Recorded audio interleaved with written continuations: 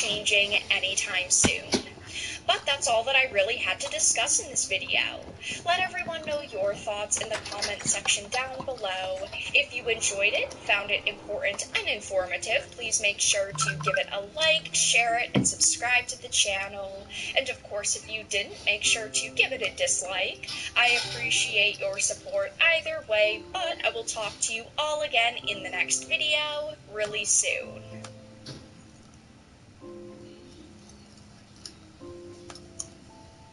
Pain hits fast, so get relief fast.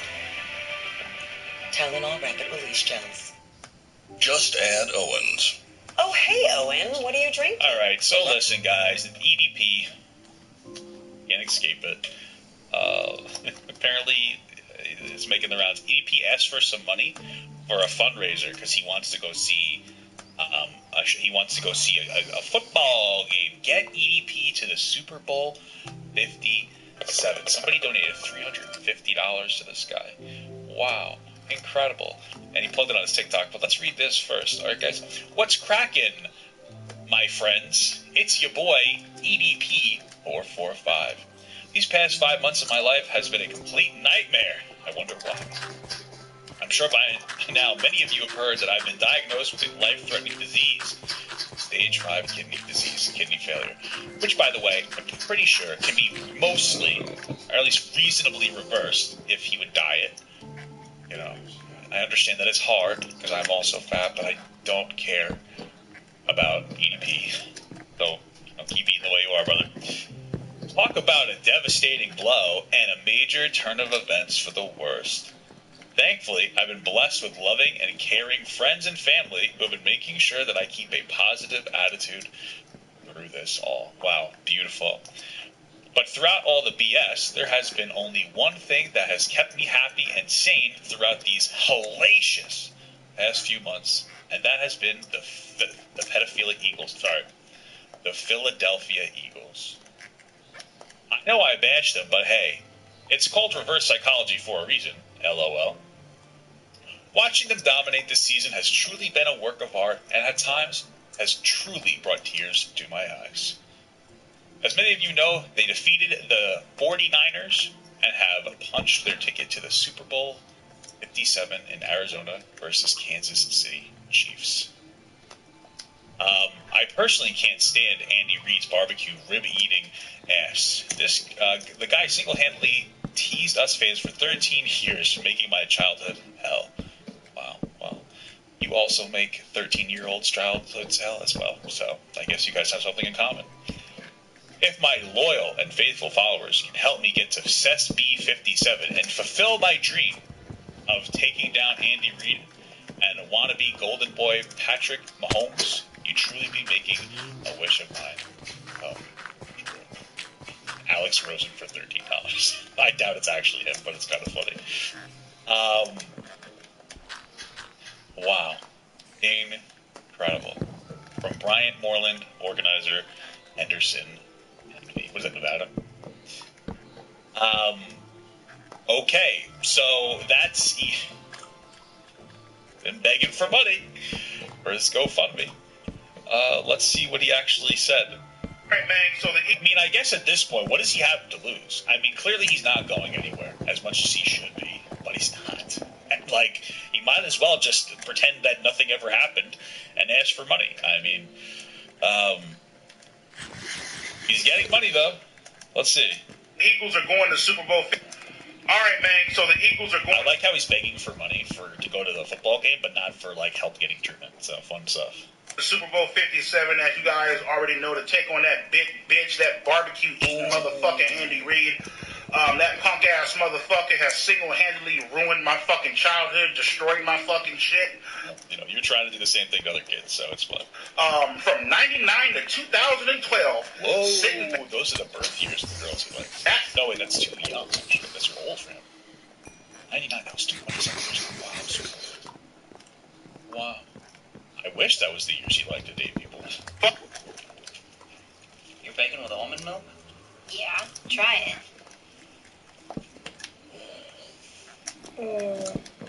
Hallelujah. Almond milk that does it all? Hallelujah. And our lives are trash. Trading. We're running out of board games and drink tables.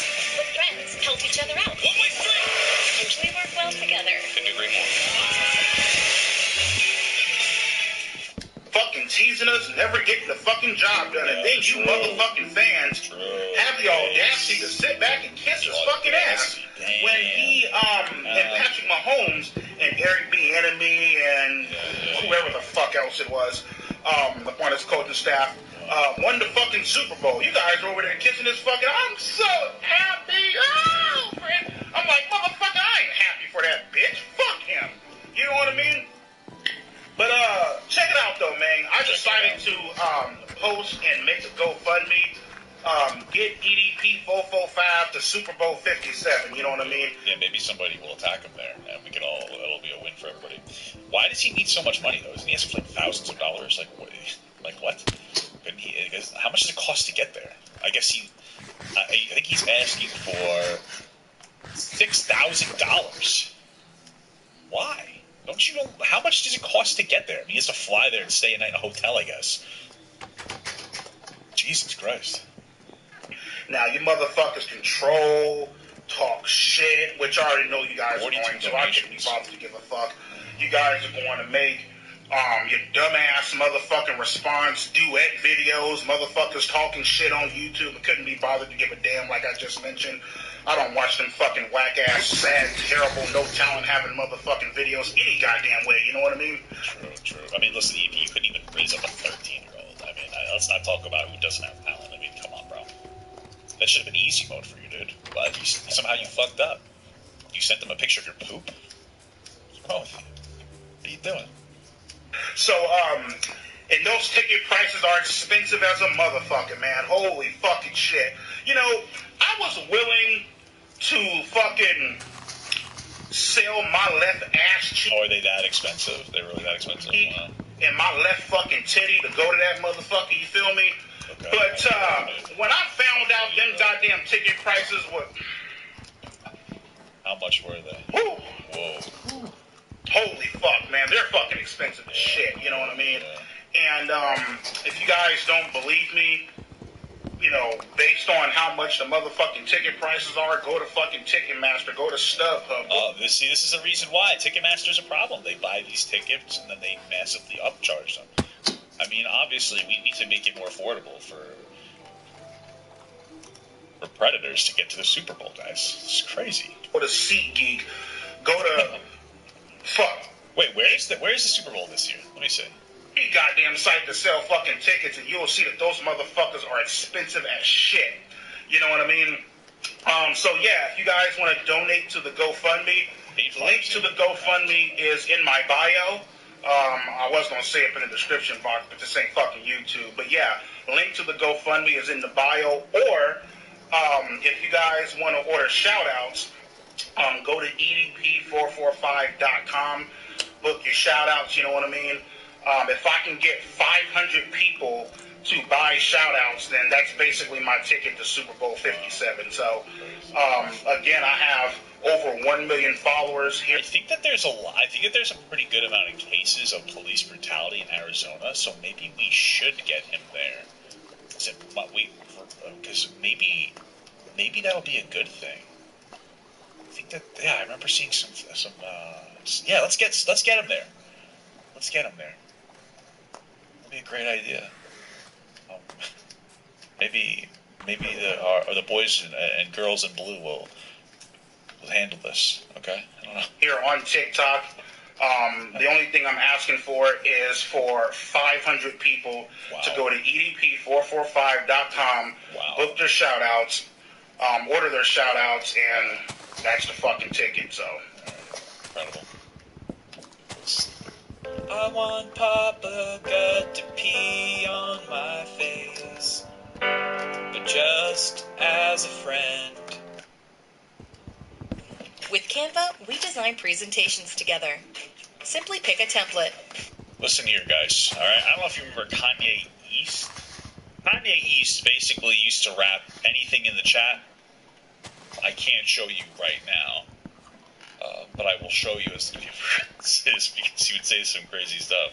But apparently he's homeless. Kanye is a meme that ruins his ruined its creator's life.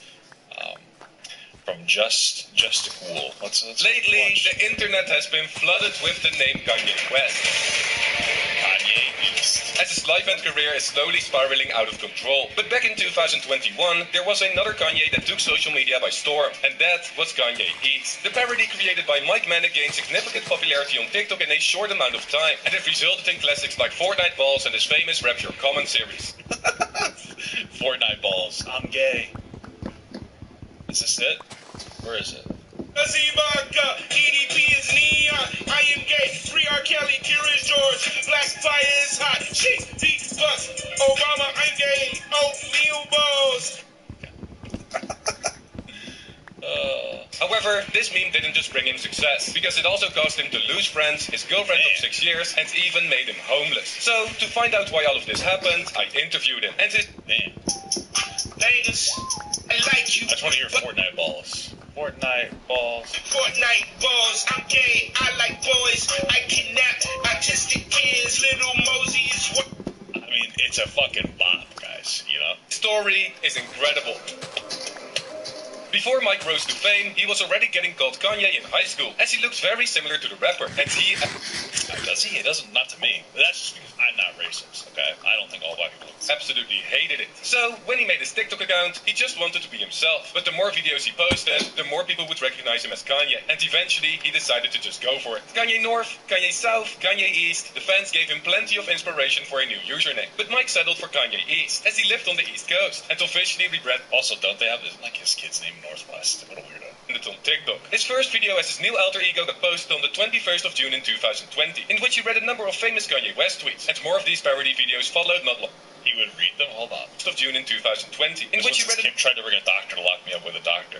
Okay. Number of famous Kanye West tweets, and more of these parody videos followed not long after. Now at first these TikToks didn't really blow up, as they only got a couple hundred views, but Mike kept posting consistently throughout the year, and finally found success when he asked his fanbase who was in Paris in January of 2021, as that video got over 960,000 views. His growth was still inconsistent at this point. Who was in Paris? My friend. But more content started going viral, and Mike came up with a brilliant idea to progress his brand even more. Karaoke Kanye. He would go live on TikTok and rap people's favorite Kanye. Did he stop doing this? Like, why did he fall off? West songs, as he learned a lot of them and sounded exactly like him, but people wanted more creativity. And when a fan asked him if he could rap using their comments, he jumped right into it. The concept was a huge success, as his live viewership went from 100 viewers to 500 viewers, and the Rap Your Comment series was now officially born. With millions of views, his career... Yeah, I remember the Backpack Kid, I think he commented on my videos. I'm gonna look it up now. Started skyrocketing, but really found a new high when he rapped about one very special comment, and that comment was Fortnite balls. OG fellow follower, 5,000 balls in 5 seconds, Fortnite balls. The clip went completely viral and got spread around the internet at a rapid pace, eventually making it... It's so stupid, it's just Fortnite balls, but I love it. Back to Mike in real life. Around this time, he was still working at Arby's as a manager, and only did TikTok as a hobby on the side. But when Fortnite balls blew up, his co-workers started coming... Oh, it actually is the Fortnite Kid. The Backpack Kid. This is my video. It says, the Backpack Kid, all love, heart. I'll give it a like. But if you click on it, it actually is the Backpack Kid. Okay, incredible stuff. Alright, Kanye East commenting up to him and asked if he was the guy on their For You page. And this is when Mike decided to make real work of this opportunity. Then I looked at, how many views it got, and I'm just like, oh my god, I'm just gonna make a song. I didn't know what Fortnite balls was. I never even played Fortnite. He went to the manager's office, used BandLab, some Apple headphones and its microphone, and recorded the official Fortnite balls song in 20 minutes, which resulted in 400,000 views on YouTube, over 1 million streams on Spotify, and a verified parody getting 4 million views as well. Wow. He should keep it up. He's like the Weird Al Yankovic of our generation. Mike had now found the success he wanted, as every single Rap Your Comment episode was getting millions of views. But it came with a cost. You see, Fortnite balls was one of the lesser controversial comments made in these live streams, but people on the internet are reckless, and often wanted him to rap racial slurs or other hateful messages. He ignored them as much as possible, but often still got banned anyways, which for some reason made him even more loved and viral in the community, as one YouTube video about it even got 5.7 million views. Kanye East raps my comment. Mike was a smart man, and wanted to capitalize on this attention as much as possible, as he created a YouTube channel and started posting on there as well, but really accumulated most of his money from Spotify streams, Cameo, and custom song requests. At one point, he was making so much money that he could quit his job at Arby's, and even did the same for his girlfriend that also worked there, but that decision eventually backfired. Damn. His girlfriend worked at Arby's with him and he let her quit? I don't know. I get why he quit, but don't let her quit. She hasn't earned it, okay? And it was the beginning of his, I guess it's just Arby's, you can always just go back, downward spiral. Which video was the backpack kid commented on? The video I did about the backpack kid. You can just, just look up backpack kid, oh my god. Like I said before, Mike and his girlfriend both quit their job, but this turned out to be the biggest mistake of his life. It started off as, I'm bored. I told her to get a girlfriend, you know, get you a female friend. She got a girlfriend, like a full-on girlfriend, and she left me for a woman. Damn. That's the worst, man. That's the worst. When a girl leaves you for another girl. Just imagine being the guy that made a girl realize she was gay. That's just, what a devastating blow. What a devastating blow. Okay? Yeah. She full-on girlfriend, left me for a woman. But that was not even it, because the reason that she gave Mike for leaving him was that she didn't like him making money that easily, and that it wasn't any hard work whatsoever, clearly showing massive signs of jealousy. So she cheated on you with a girl because she couldn't have your success. Yes. Now, he never knew if that was the real reason or just an excuse, but it meant that his 6-year relationship was now down the drain because of the Kanye East success. And it didn't even stop there, because maybe she just loved working at Arby's with him. I'm surprised they stayed together as long as they did. I mean, they both worked at the same place. I would be fucking tortured. The longer the meme and the Rap Your Comment series went on, the more hate he started getting, and the TikTok community began doing what they do best, turning against its creators. The attention span of TikTok users is infamously low, and he started getting the same treatment as Mr. Block You from the $19 Fortnite card meme, saying that he fell off and that they were going to unfollow him. Honestly, if anybody else feels like this guy right here, feel free, please, bye. Yeah, you gotta just try not to respond to those comments. You know what I mean? They don't help. Mike started doing less rap. That's all it comes down to, man. Your comment episodes and more videos that he wanted to make himself, which got plenty of fans unhappy. But he continued following his passions, like creating more songs under his real name Mike Manic and uploading more personality-based content on his YouTube channel. The hate really had a negative impact on him, as he now showed a more genuine side of him. You can't destroy me when I already destroy myself, man. You can't be doing that. People will not like you for that. Himself, and he eventually made a decision that would shock the world, as Kanye East, the musician, would officially quit. Mike didn't want to get sued by the actual Kanye West, since he gained a lot of attention. And why would he get sued by Kanye West? And he also gave in to people saying that he fell off as he confirmed his declining views, stating that it was time to move on. It makes sense, though. If you think about it, maybe Kanye changed his name to Ye to separate him from Kanye East. Because Kanye East was overtaking him in the market. Mike, I mean, bro, I understand, Kanye made graduation. But did he make Fortnite balls? Makes sense. And now officially lost his girlfriend and most of his relevancy as Kanye East. But luckily still had his cameo income in his apartment. Or did he? Because the lease of his apartment was coming to an end. And when his landlord knocked on his door one day, he was left in shock. So he came to my door and he wanted more money. You know, I was paying like $875 a month. He wanted me to pay $1,295 a month. Damn, that's crazy. That's unfortunate, man. And he wanted that immediately, which was illegal. The landlord found out that Mike was TikTok famous and demanded more money on the spot, which he said no to, and this meant that Mike's lease was not going to be renewed. Now this didn't seem to be a problem at first, as he was making plenty of money from Cameo, but Mike later found out that his income wasn't enough for a new apartment, as he needed proof of income to lease something. Mike now had nowhere to... Yeah, I think, well, you can still get proof of income to, like, they're doing stuff like that. You would just show them like your bank statement or something. But also they might not be super into it if you've only been doing it for like 2 years. Or rather, they want you to have been doing it for like 2 years to see like if you have steady income. To go, and was basically homeless, resulting in him having to live in a tent on his family's property. He was now in a very weird situation, as he had enough money for food and other necessities, but didn't have a roof over his head. And it also caused him to return with the Rap Your Comment series and the Kanye East persona. Luckily, he got out of the tent quicker than expected, and got into a temporary apartment. But the year wasn't done yet, and he would once... He was living in that now. It's not so bad. Once again find himself losing something a few months later in October. Mike started vlogging on his YouTube channel in September, as he was going on a trip to California to visit multiple studios with his best friend of 7 years, combining money together to make it thanks happen, for checking out my stream. We're just continuing with the world and whatnot.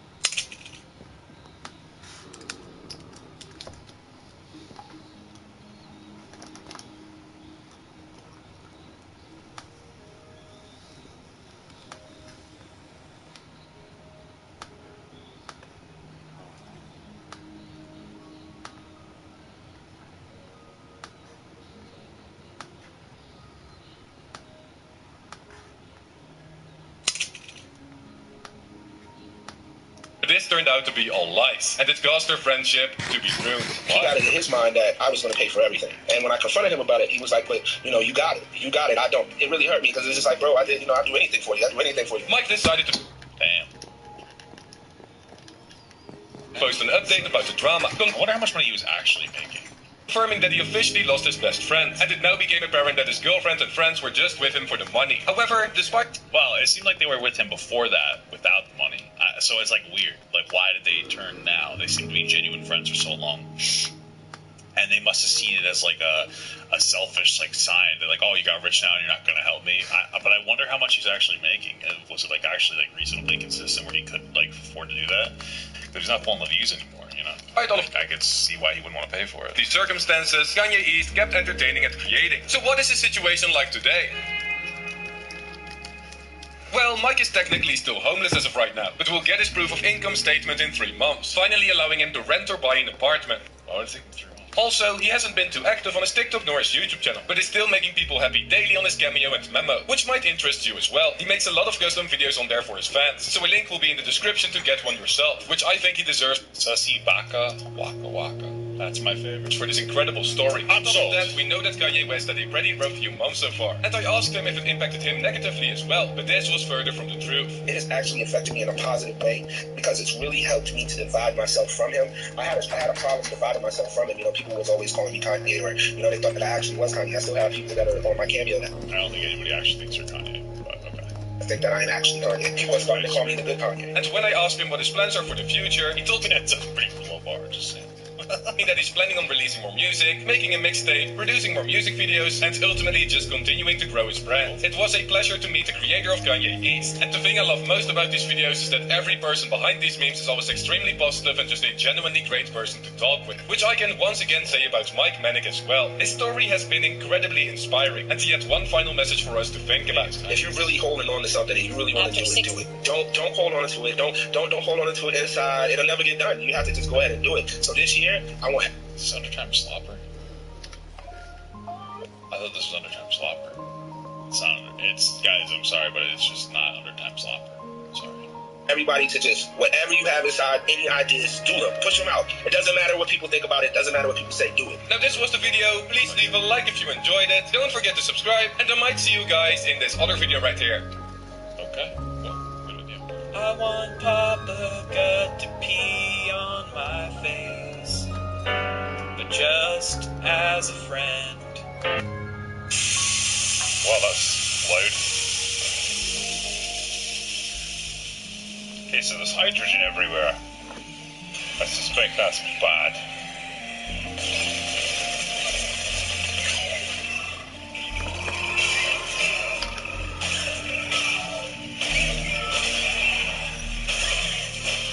You need to die now.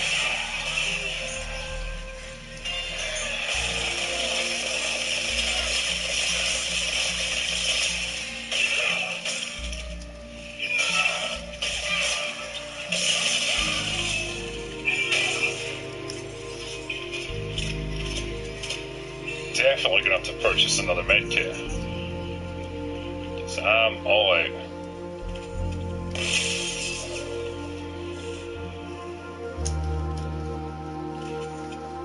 I'm pretty low on pulse rounds. I'll get it.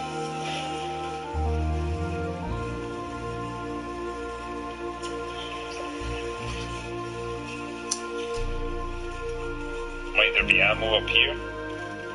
Dare I dare? Probably have this out actually, plasma cutter time.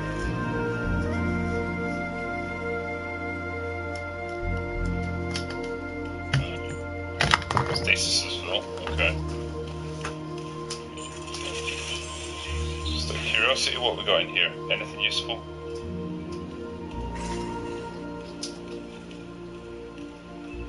Maybe I can buy stuff.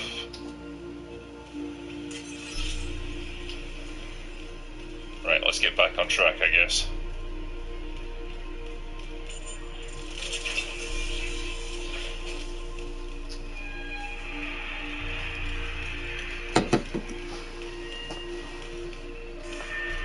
Just so I stay up to date on the super chat so I don't miss any.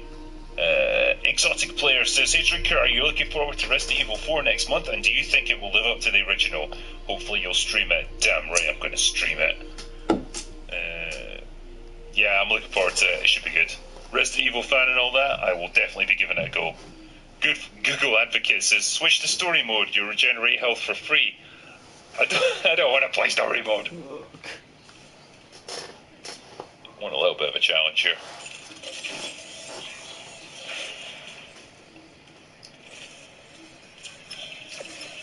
Okay. Oh yeah, save station, so... Where's the store? That's it. Hopefully I've got enough credits to buy some med packs. Yes, okay. I want one of you.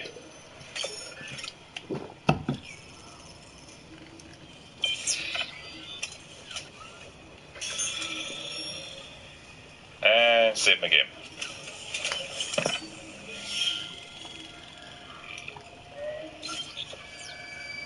Okay.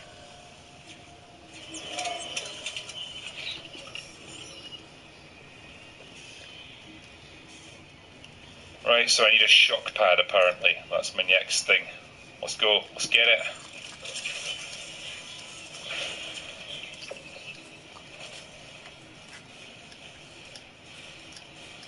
We can do this, Isaac. I need to remember the stasis thing. Oh yeah. Huh.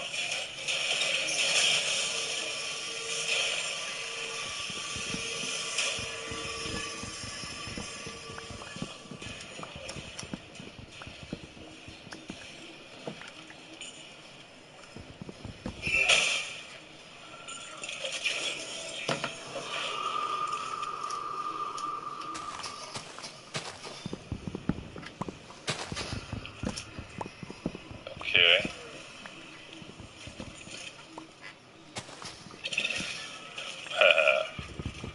I can see this being useful. Hazardous anomaly detected. Quarantine activated.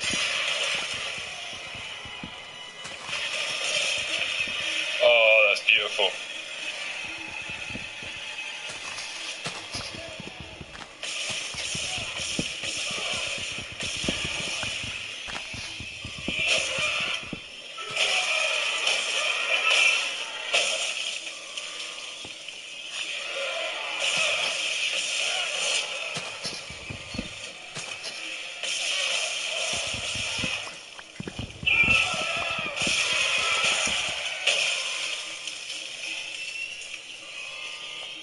Where's our next enemy?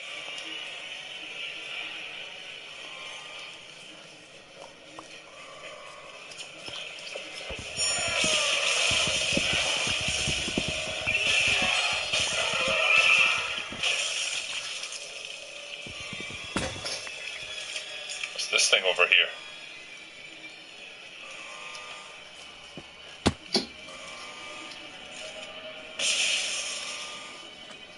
Is there a way in? Nah. Alright, let's get down the elevator and see if we can find that shock pad. Go, go, go! Anything here I can use? No. I love that you can impale people though. That makes me extremely happy on a spiritual level.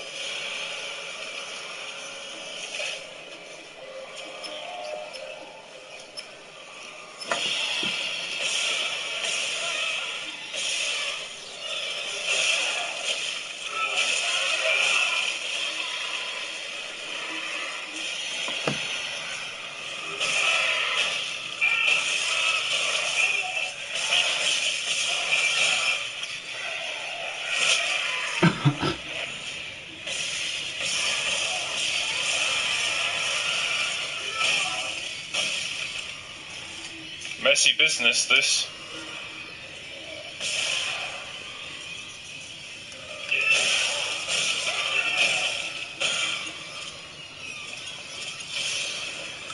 It's gotta be it now, surely. Quarantine lifted. Nice. Right, grab all the shit you can find. Stasis recharge, I guess. really need is a med kit. Right, before I go in there, I want to see what other stuff I can grab.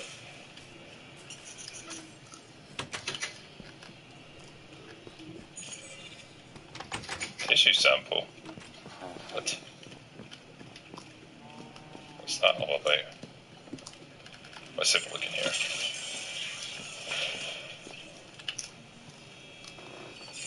Sure, give me an audio log. And a text log. And what in God's name is happening? Precisely God's work.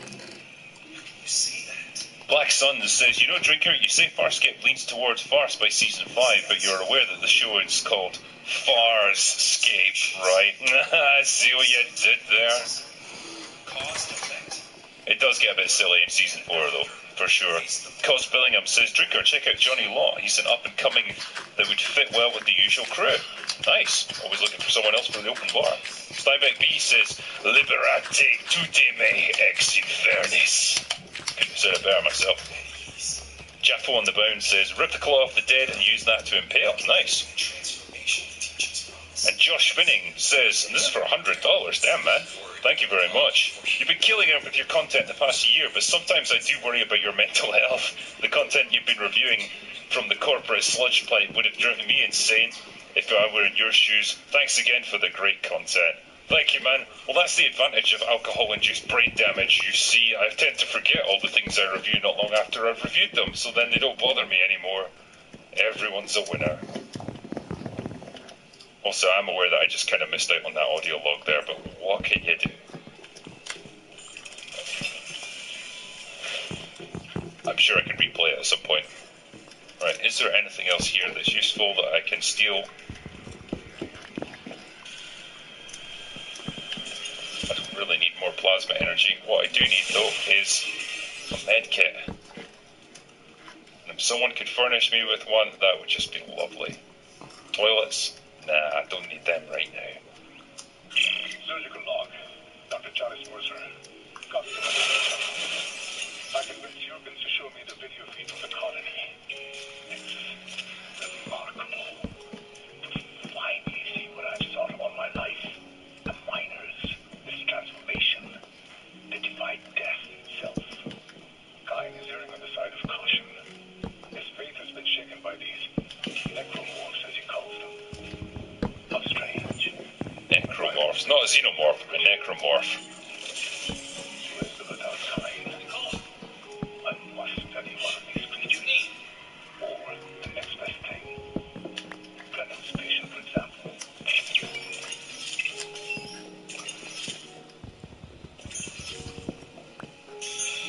That's better.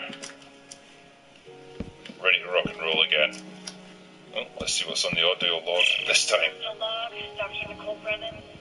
With medication and zero-G therapy, patient Harris is showing improvement. Unworthy Studios says, Drinker, have you seen Mandy? If so, what are your thoughts on it? I have seen Mandy and it's fantastic. Absolutely bonkers movie, but Nick Cage at his absolute finest. Losing his shit and murdering a bunch of people. Complain at will. I'm not losing my patient over unitology bullshit. Not again. Tracking brief signal. Dr. Nicole Brennan. Thanks for checking out the stream. Much appreciated. We're just continuing on with what we have going right here.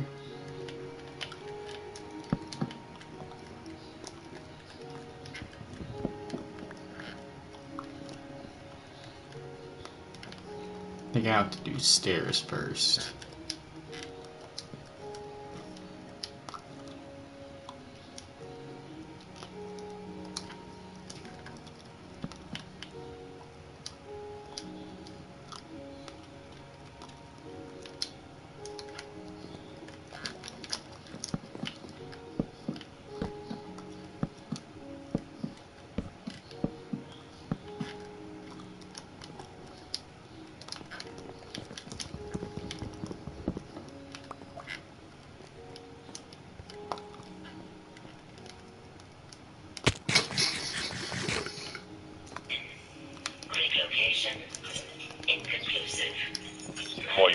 help, are you, computer?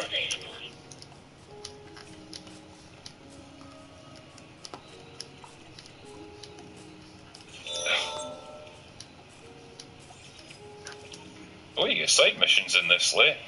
I like it. Didn't know it was that kind of game, but I'm impressed. Alright, let's go where we need to go now.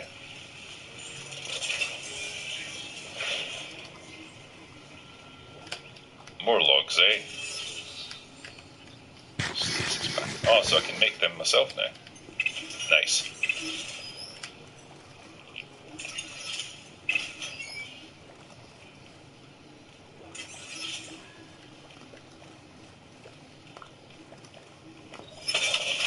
I don't know if I actually got any nodes here, but I'll give it a try. See what I can do. I want to buff the suit, I suppose. Durability. Oh no, stasis duration. Yeah, that'll do.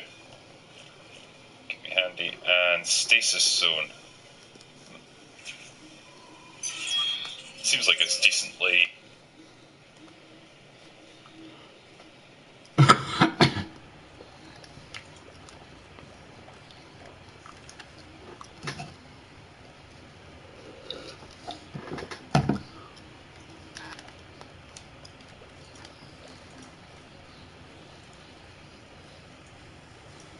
Vulnerable people deeper and deeper into these circles. You know, it's thank God this shit didn't exist when I was in high school, because there was just kids who could have gone down this fucking rabbit hole, and you know, these are potential domestic terrorists, and you know, we need to change these algorithms to promote you know, channels that are like deconstructing incels and deprogramming them over red pill videos before they fall prey to those filter bubbles. Alright, Dr. Joe Mama. Yeah, so I just want to like start with none of this stuff is like American centric. This is kind of like an issue that exists in actually most countries. Like sexlessness has increased in most countries, but it really hasn't increased. It's actually been pretty stagnant since 1994, and so this idea that like technology is like the primary contributor to the rise in sexlessness, when it's roughly been stagnant since 1994, is it's goofy. It's a lot of the only like this rhetoric is unique to the internet. A lot of the issues are related to economics and knowledge economics. And maybe that's something we get into later if we ever actually get the opportunity to delve into some of the data. But regardless, I don't really think that incels are evil. I kind of just pity them, to be honest. It's a sad existence. Not smoker. Yeah, I think incels don't exist. I think the whole thing is kind of like a psyop. I think that it's true to some extent that people are less inclined to have sex, at least as much as they used to. I think there's a lot of different reasons for that. I think people are less social now than they used to be. There's a lot of different reasons for that. But I really, I challenge the idea that there is like a discrete group of people with a discrete set of beliefs that you can label as incels, and there's one way to approach all of them. I think it's a lot more complicated than that, and I think a lot of this banter is just like very online kind of nonsense. All right, Reservoir. I think that socialization, as we currently practice it, has led to a lot of forced and non-consensual relationships that we have with the societies that we're in.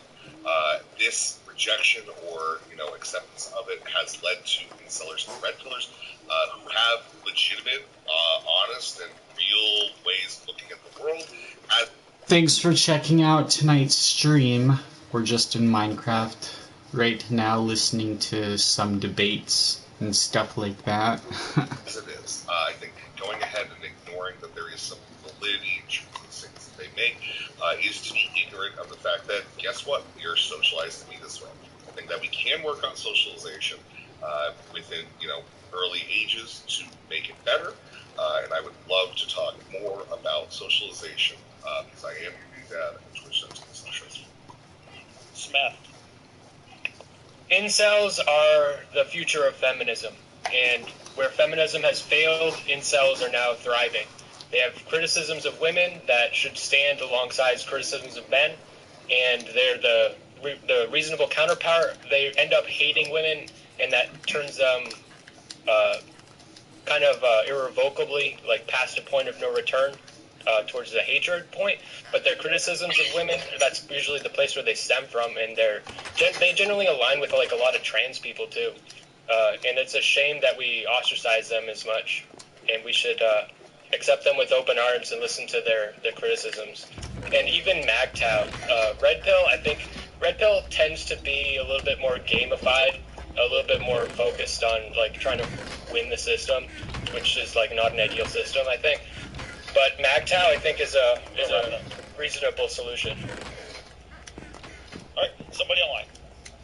Yeah, so we kind of have to define these terms. We've done a little bit of talking about it. Incel really isn't, like, there's this specific thing that the term actually means, but you have to break that apart a little bit more.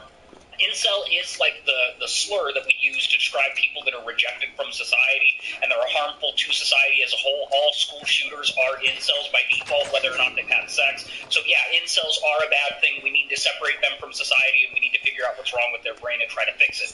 As far as red pillars go, this is a particular type of guy that is trying to get with particular types of women. They have like skills and techniques and strategies that they exchange with each other. These are also shit people, and they're trying to date other shit people.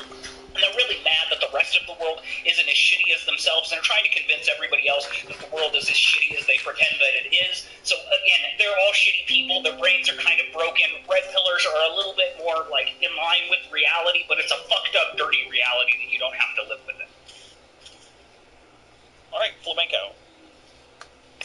Yeah, I think that in general, incels are more a product of a variety of new social experiences and social interactions that probably didn't exist back then. Although some of them do exist and exist in a much more hyper form now than it did before. As for like red pill people, I think they make pretty decent descriptive claims about reality as it currently exists. Although I will say that people like Andrew Tate kind of, instead of trying to lead people to, actualize better outcomes for themselves, sort of lean into this sort of cynical and hedonistic, just ride into the decline ideal. I don't really think that it's. I don't really think that the sexual marketplace dictates that you need to like pimp out women on camcorder sites or some shit like that. All right, Sonsol. Yeah, so I think that the red pill and incel phenomenon is a reaction to real problems, but it's an overcorrection, and it's kind of sad to see so many older men who were losers throughout their lives kind of get a lot of attention online and then sell this really fucked up worldview to younger men who then pick it up and then continue to push it out into the world. I think that there needs to be better alternatives for young men out there, especially young men, because once you hit 30, you hit the wall, man. Sorry, folks. Once you hit 30, you hit the wall. No one wants to meet you anymore. So the young men, they need to have a better role model out there than fucking Andrew Tate or fucking Sneeko or the fresh and fit dudes. Yeah, that's my basic opinion on it. Are you able to turn yourself up? Yeah, you're very quiet. Yeah. Sprout, thank you for the subscribe. Go way too low. That's a really kind All right, That's good. You're good now. That's good. All right, okay. Spartacus. All right, I think this is exactly what happens when mid issues are left away too long. Is that you end up with people that are taking these issues but taking it to the other extreme. But I at least have some sympathy for these people because I feel like they're actually trying. They're seeing real issues that exist in the world, and they're trying to give their best. While I think might be a little bit flawed, maybe more than a little bit with certain people, but they're trying to get their best way out of it. And unfortunately, when you surround yourself in an echo chamber, the ideas get worse and worse and worse and worse. This is why these topics need to be brought up more. This is why men's rights need to be brought up more. It needs to be discussed more in society rather than pushed to the side. The Alex Kurtz Project.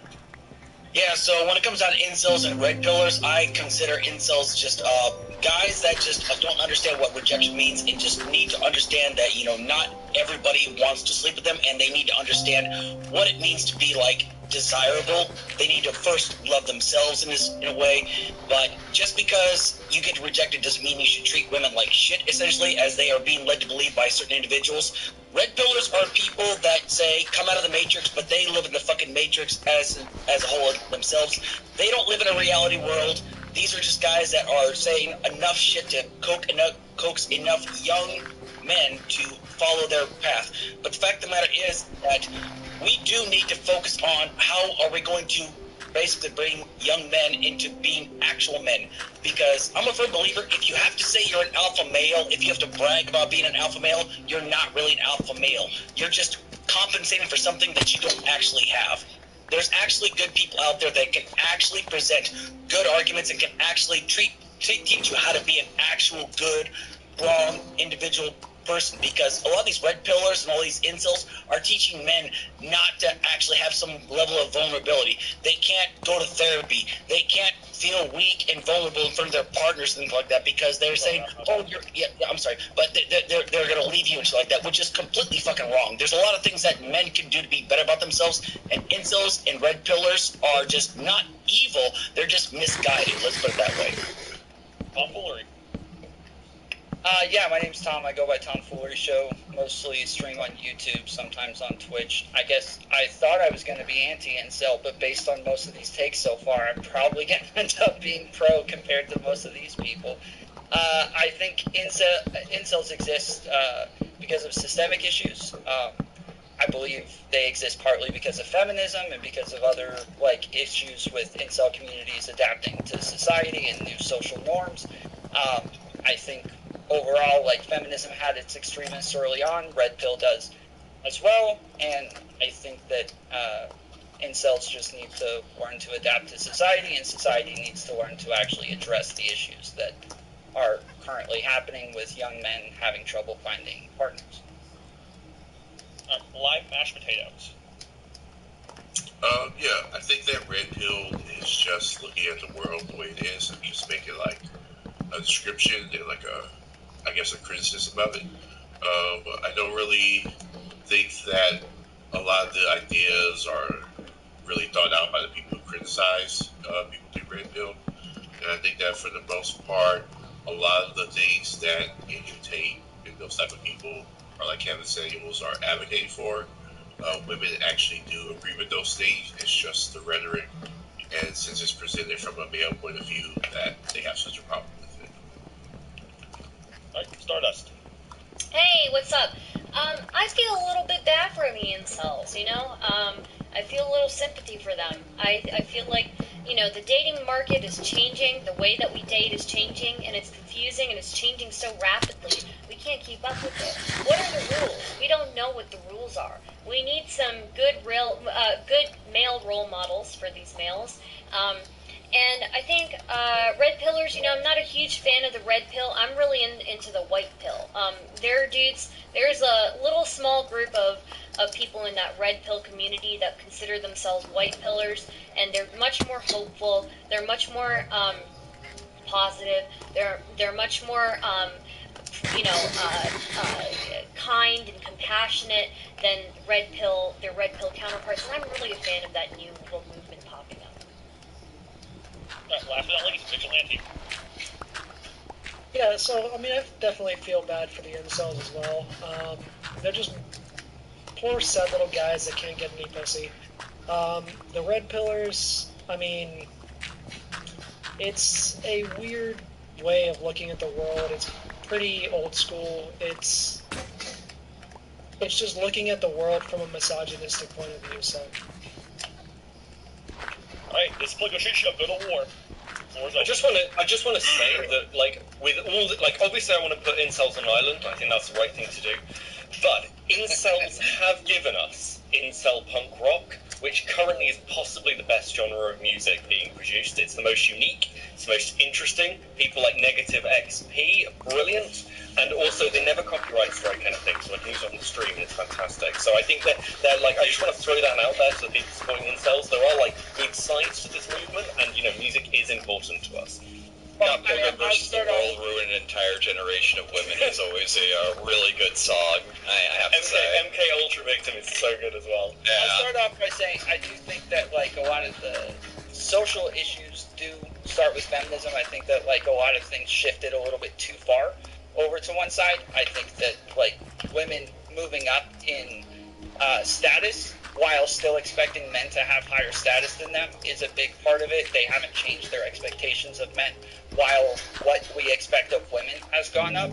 And so I think that that leaves a lot of men at the bottom. And then obviously there's issues with like social media where men already, boys from an early age have issues socializing. Women learn to socialize much earlier than men do. But then men learn to play video games earlier and get on computers earlier, on the internet earlier, and they make friends in very antisocial ways to where they're not learning how to communicate like the rest of us are. And I do think that like there ends up being a lot of systemic issues that grow over time based on social norms that we're currently building and not adjusting to. I don't think it's necessarily that we're building. I don't think it's necessarily that we're building social norms. I think that going ahead and looking at classically, women where we just going ahead and having all the girls around, cooking dinner, filling that whole thing up. I'm only 33. I still remember that shit happening around holidays, and then the guys would just watch football and take off and shit. Eventually they realized, hey, we didn't have any children, so we're gonna teach you how to do it. Like, so now I have a love for baking and cooking and doing all that stuff, having like that social, part of it. This is just the way that it's always been. Men have never don't have this original social shit unless we're going to war. And I think that without massive wars breaking out all the time, men aren't building that camaraderie with other men, and that was leads groups in any way for them to socialize and making these groups with like some sort of societal function. Would you say the problem is the thing is, like, a lot of these guys, a lot of these red pillars and incels are saying that men shouldn't be cooking because men should not be cooking because cooking is like a feminine thing, which is completely absurd. Cooking is not necessarily a feminine thing. Like, being like self-reliant upon a man is very, very important. Here's the thing, though. Barbecue has always been a masculine thing. Doing a barbecue is a highly masculine thing. Well, making a cake is socialization. And we don't fucking have barbecue anymore, dude. Yeah, well, you can have barbecue. Who says you can't have fucking barbecue? Nobody says you can't have barbecue. I want to respond really quickly to something the guy underneath me said. I don't remember. What is your name? Tom Foolery. I don't think that feminism has gone too far. I think that the feminist criticisms of men are fine. It's just they're ignoring any criticisms of women. So, like we're saying, you shouldn't do this, men. You shouldn't do this, and you shouldn't do this. But we're not like also applying criticisms back to women. So it's like women are maintaining all these 1950s social they're allowed to be like sexual objects and promote themselves in that way where men don't really have that kind of power. And it's like. Well, they're getting their cake and eating it too, I think. I wouldn't say feminism's gone too far, but I would say that we've gotten used to worrying about women's issues and not men's issues, and that right now it's hard for us to imagine that men would have issues with women. Like my issue isn't that feminism has gone too far, it's that we have adjusted our expectations of women, yet women have not adjusted their expectations of men, and I think that this changes the dating. The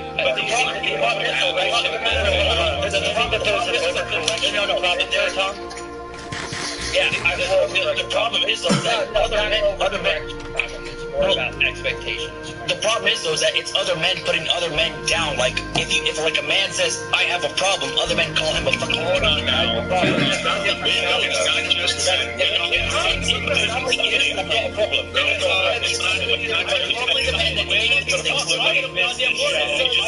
oh my God! Please. What about the fem cells, guys? I feel bad for the fem cells. No, Alex, I don't. I never look at that. contribute to the problem. I can't hear anything because everyone's talking to fucking guys. You're talking over the last person talking, Alex. That's stupid. Can we let the incel talk for a minute, please? Blame fucking me, right? Blame me, right? Listen to me. Resmar was onto something. We need to send the incels to war. We need to make a platoon of incels. God damn it! No, it's all of them. They're bonding. Okay, yes. worst platoon ever.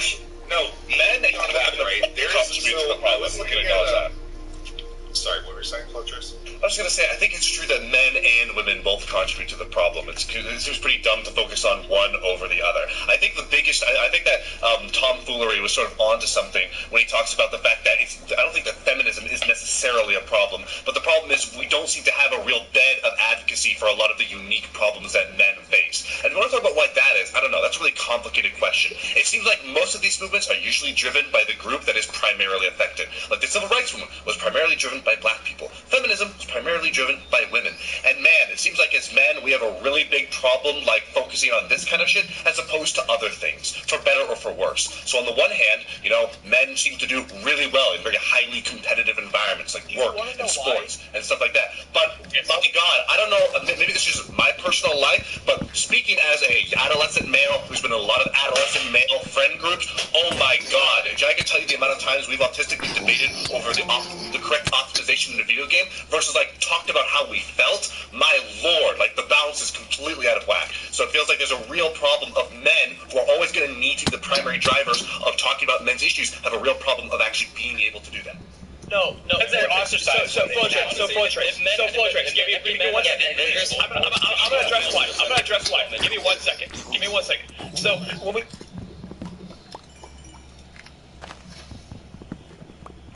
Hi guys, just checking my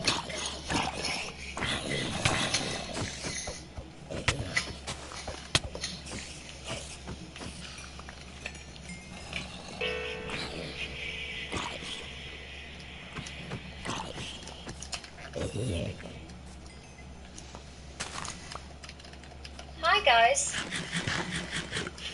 Fresh Ink Cartel, thank you so much for the subscribe. Oh, okay, Nick. No problem. Hi, Pickle.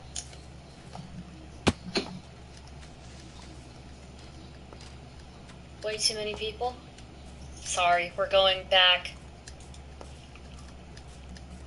On black people. In the same way that men are always going to be more interested in the problems facing men than other people. That's not to say other people don't contribute to it. That's not to say that we don't need women to step up as well. But it is to say that there's a really big, it's no surprise that the group that has a real big problem talking about these kinds of issues seems to be lagging behind it. Fuck. Thanks, guys. Thank you. I got kicked out. Discord fucked me. Discord fucked me. Give me a second here.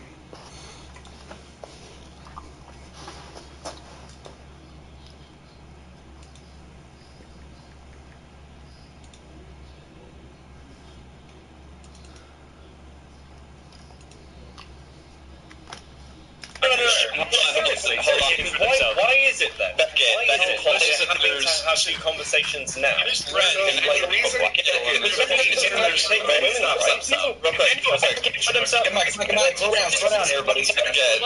Slow the fuck down. I would say that implies that there's no like negative social ramifications for a man to advocate on his own behalf based on being a man. That's kind of largely frowned upon in current society with whenever a sort of group that is perceived to be in like a dominant position to advocate for its own interests as opposed to a group that's in a less dominant position to advocate for their own self-interest based on that identity group. Men who advocate for themselves are called incels. Yeah, it's there are men who advocate. I need to bring some clarity to this real quick. They treat men referred to as men's rights activists, and it's still pejorative. Which, by the way, I want to go back to what Beckett said about men advocating. Can we go back to what Rez was saying? Because Rez has been can we go back to what Alexa was saying? Can we go back to what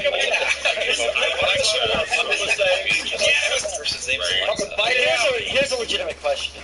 Do you guys actually think that women look down at for themselves or who show some sort of strong. Chat,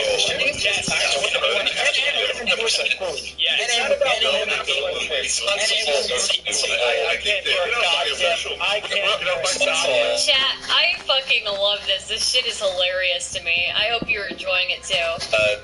More like, I guess, lefty groups. Is men's rights activists not used as a pejorative term to insult somebody? Hold on. I asked It can be, but Jesus, the question I asked was, do women look down upon men who advocate for themselves? Yes. Okay, yes. No fucking shot. If you guys have ever talked to, like, a woman who's been married for, like, 10, 20, 30, 40 years, like some older woman who's been in the same marriage the entire time, like, what do they say about their husband? Say that they love them because they're strong, but they can still be able to express themselves to their wives. So you're going to talk they can hold on. They can protect the family. They can protect the family. You're selecting for women that have healthy relationships. We're talking about. Oh, is that what you think? Point out, Jesus. Please. So say the theme please tell me what you think. Yeah, holy shit, you guys have zero fucking impulse control. Holy shit. Okay, so, like, they're going to talk about all the things that are, like, traditionally masculine about their husband that, like, we would look at it and say, wow, this is, like, what a man is. But they're also going to say, like, he can be vulnerable when he needs to be, right? He can be a good father and, like, explain to our children, like, what good morals and bad morals are, while still being understanding of, like, why they might have done the thing that was wrong, right? Like, these sorts of things might not be traditionally masculine. The second part of what I'm talking about, right? Like, where you're not showing any fucking emotion, like, but that's still what women tend to go for. He's talking about a marriage, not a dating. You're talking about 1 second. He's talking about a marriage, though. He's not talking about the dating scene. He's talking about someone who's already. He's talking about someone who's already succeeding too. Wait, stop. He's talking about someone who's already succeeded in a relationship and has got to the point. Holy shit!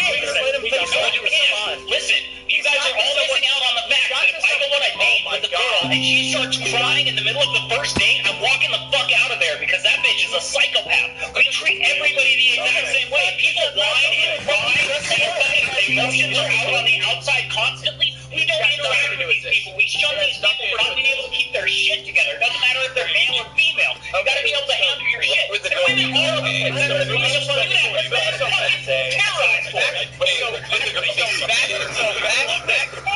I'm sorry, chat. I know that this is chaotic, but I fucking love this shit. It is hilarious to me. Don't go down somebody's rabbit hole. He's just trying to drag us down a rabbit hole.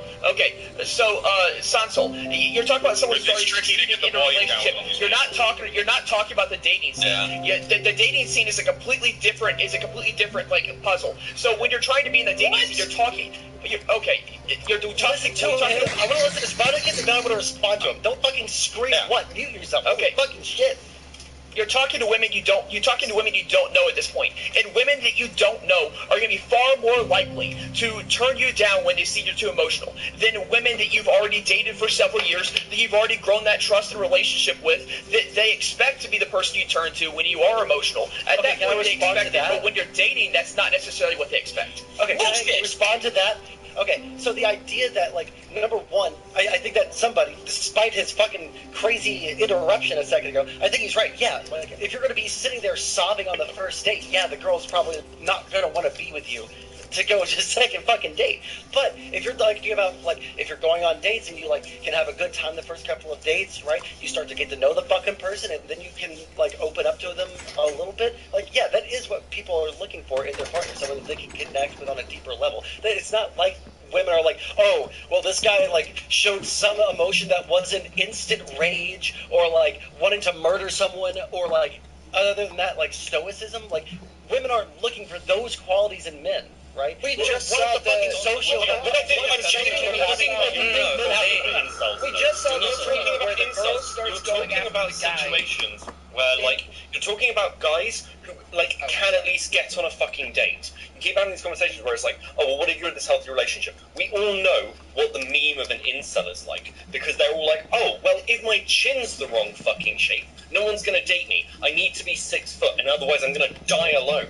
there is like a deeper thing going on there with the psychology of men who are under these influences, and this is also leading on to why the red pill movement's having such an effect, because it's teaching men how to look like an idealized version, because they think women are fucking automatons. They can't get to the point of having a healthy relationship because they don't have like a realistic view of another type of human being. It's like trying to explain to a racist how they... If I can butt in here. Advice that you can show some emotion to. Louder, Stardust. I would like to butt in here. I would like to butt in here. Yeah.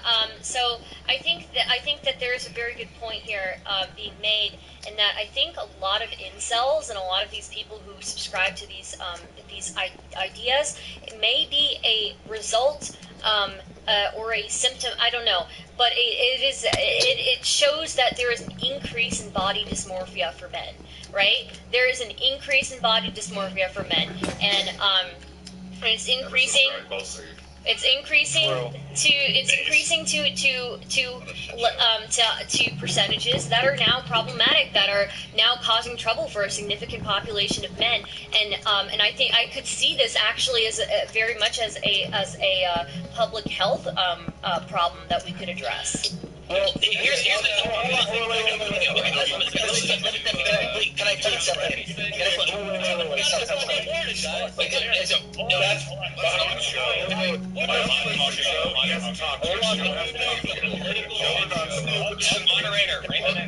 So I'm going to butt and I'm going to talk. Yeah. I've been listening to this entire conversation, and it's extremely fucking stupid because everyone's talking about their feelings and everything, and no one has done any research on any of this shit. Do we think that the rise in sexlessness is unique to men? No, it's not. They run parallel. Okay, good. I wouldn't say parallel. I would say that women generally would still have an easier time. No, the studies have come out. Studies have come out to show that women are having less sex at the same rates that men are. It's only a few. Yeah, it's only a few years behind. But women are talking about shorter. Men are more lonely over long. No, it's from the same study. Everybody shut the fuck up for a second, alright? So they run parallel. Women have more sex than men, on average, right?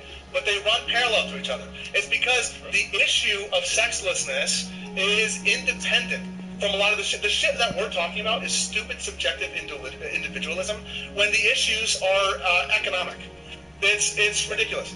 There's so much empirical data that shows when we have a rise of sexlessness, it's due to a recession. It's due to property inflation, and it's due to knowledge economics. That's the primary drivers of sexlessness. And the incel community is extremely small.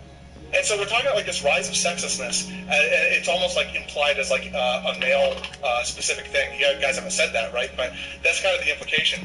And it's we're not addressing any of the actual issues at hand. It's just like fucking. Well, I would like to say I have been advocating. I would like to say I have been advocating for femcells for a very long time. Okay, femcells exist.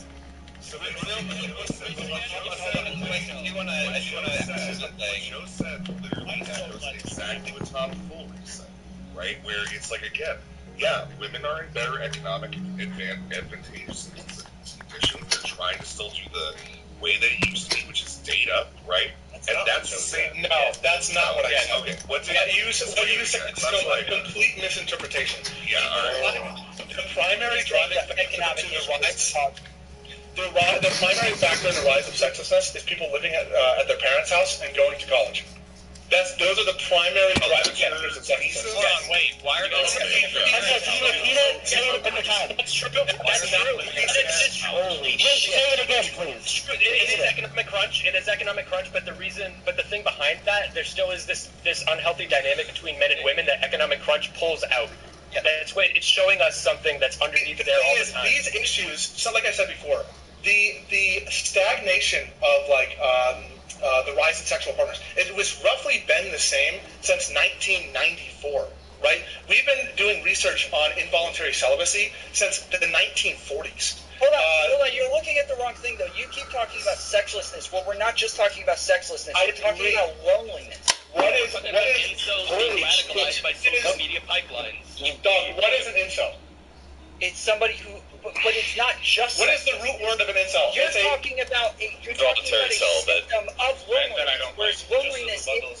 issue of them being sexless. Okay, can you explain to me?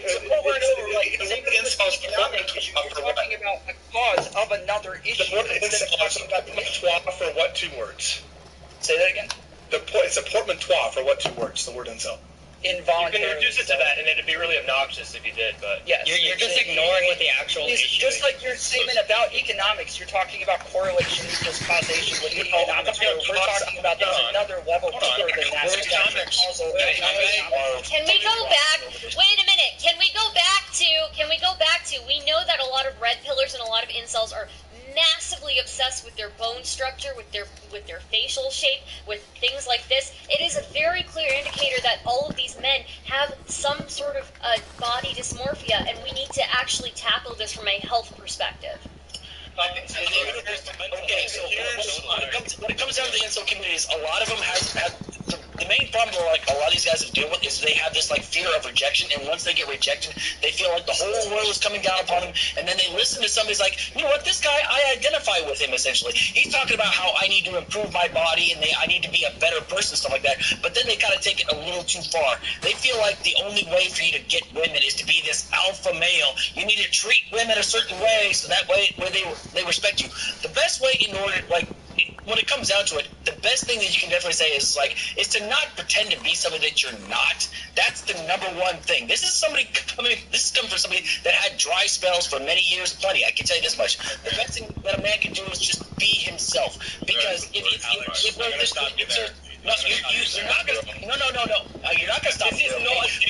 gonna fucking listen, you guys can stop me all you fucking want to, but I'm telling you that the best thing that a man can do is just be him fucking self, love himself for who he is, and not pretend to be somebody he fucking isn't. Simple as that. I disagree with all of Alex's. I disagree with all of Alex's advice here. Just letting you all know. Thank you. Jesus Christ. Look, real quick, okay, because I know a lot of people want to talk.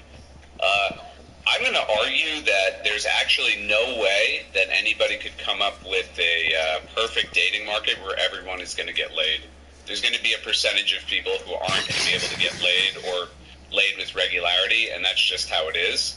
And the fact that we're trying to overanalyze this to the point of we have to come up with some sort of public health solution to resolve that. I get being compassionate, but I also think that this is a little silly, right?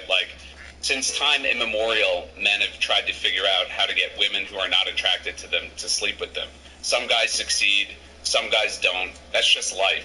Hey, Goofy for Jesus, thank you so much for the gifted tier 1 sub. And it might have something to do with looks, but usually it has a lot more to do with you as a person, and the shit that you do with your life. And if you're that unattractive to people that no one will fuck you at all, ever, then that probably says a lot about, the way your life is going, and you should probably make some practical changes. I don't know. Yeah, just be yourself. Okay, but let me have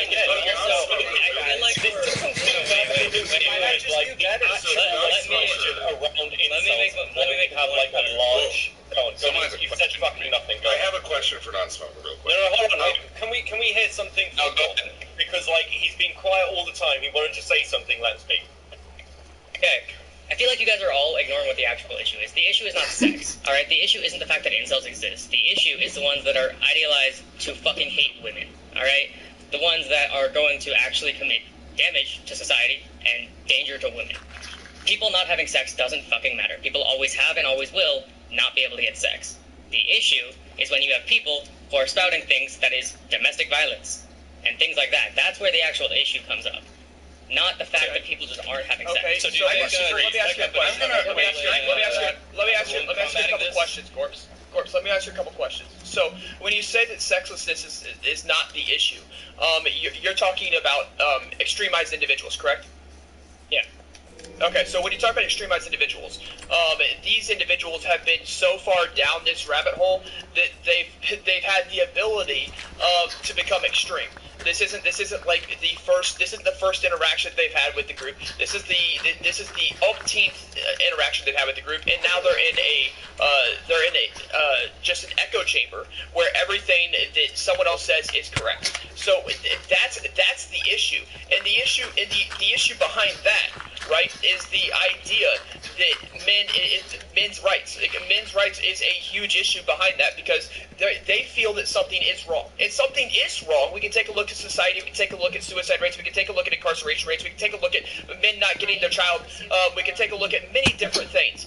But something is wrong. And so they're asking these questions. And when they're left in this echo chamber, the answers continue to get worse and worse and worse. So if we don't talk about this as a society, what you're suggesting is the problem is only going to get worse, not because it's the problem, but because it's a symptom of the problem. And sure, we can put a Band-Aid on it, but it's not going to fix the issue.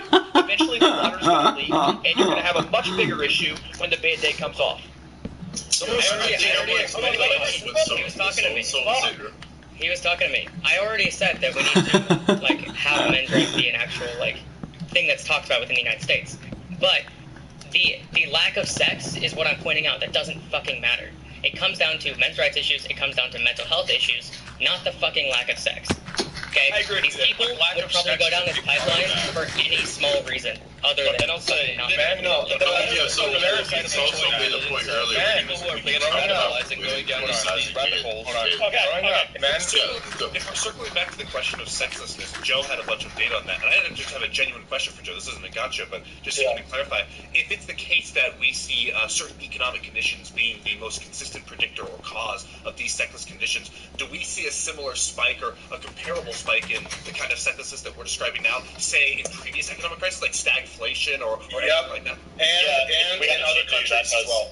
When you say you like down to like the hem length of dresses, you can like predict economic factors from how long dresses are and things. There's loads of things through like the the Great Depression period, and also generally through like the fall of different empires and economic factors. Like you can look at Puritanism in like British history is actually like in reference to like the economic conditions around those particular periods. So yes, like sex and economy track all through human history. And even today, the same thing doesn't even just show up in the Western world, but also in the East as well. And it's all independently centered around economic conditions. The thing is, though, I wasn't saying like, oh, that's the only thing we should focus on. That's the root for the issue. Because with any other political issue, any sort of issue, first of all, the root of this issue is sexlessness, by the way. It's a lack of relationship. So that's just the fact. But then the other thing, too, is the other issues are implied because of that.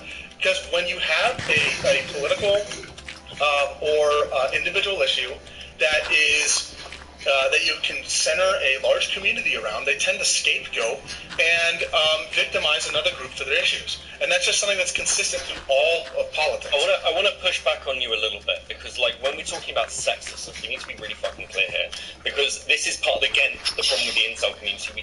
It's talked about as sex, like there is like this like human meat conception of women.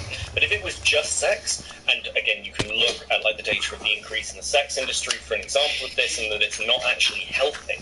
It's not just sex, it's that men, while we have an interaction like socially or biologically or whatever with sex, and the way we approach it is different to women, it's not just that, we need that closeness. There's something you can't get from prostitution. If it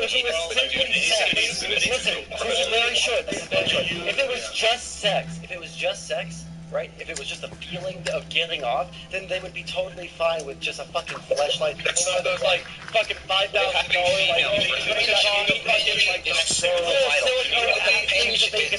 but that's not the problem. It's not just the sex. It's the fact that you also want the closest. The reason we're using the term sexlessness is because it goes beyond involuntary virginity. Involuntary virginity is tracked with sexlessness. And the only reason I use sexlessness is just because it's the most vague thing I can use to track like vague data. And it's not like specifically about just fucking one person. So, or getting, I'm just trying to clarify down, because I know how other people might read that. We can talk about, to get that clarity. We can talk about involuntary virginity. It's gonna have the same. It's gonna have the same rate and the same root cause. Okay, there's a crucial element I think that we're missing here, and that's that men growing up are socialized to believe that if they're not having sex, that they're failures, right? So like but that's a big part of it. So when you're taught all growing up, like, you got to have sex, you got to have a family, you got to have kids, you got to do this and that, you got to have a woman who loves you and you love her back. Those are all great things to have, don't get me wrong.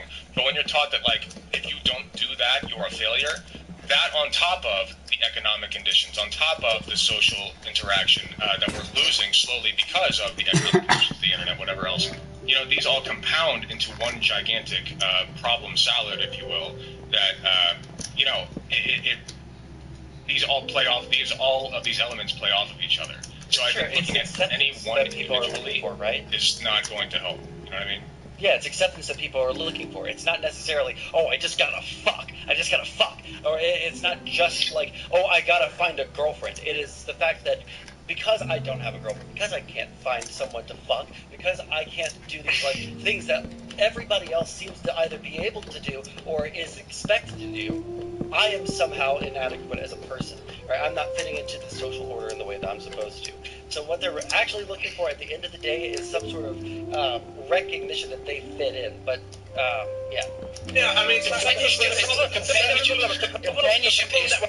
vital. The problem we're having in this conversation is no matter what we say, we keep criticizing men, and we're not talking about so we're living in a society that's creating these conditions that men are falling into these traps. So we're just going to keep criticizing men. I think the hyper criticism of men is a big contributing factor to the reason that men are falling into these traps. Okay, I'm a man, so I'm going to man his ideologies. Like, what should we do?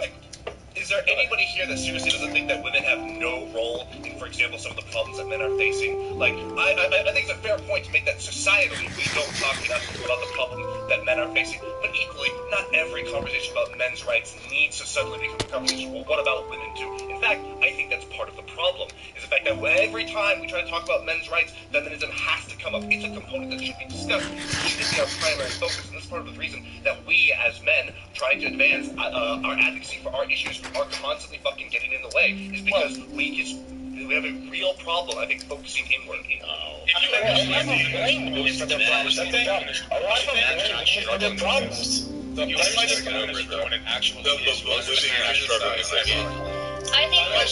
on the count of three, we're all going to give our hottest take on this issue, okay? 1, 2, 3. I think guys should just get over it.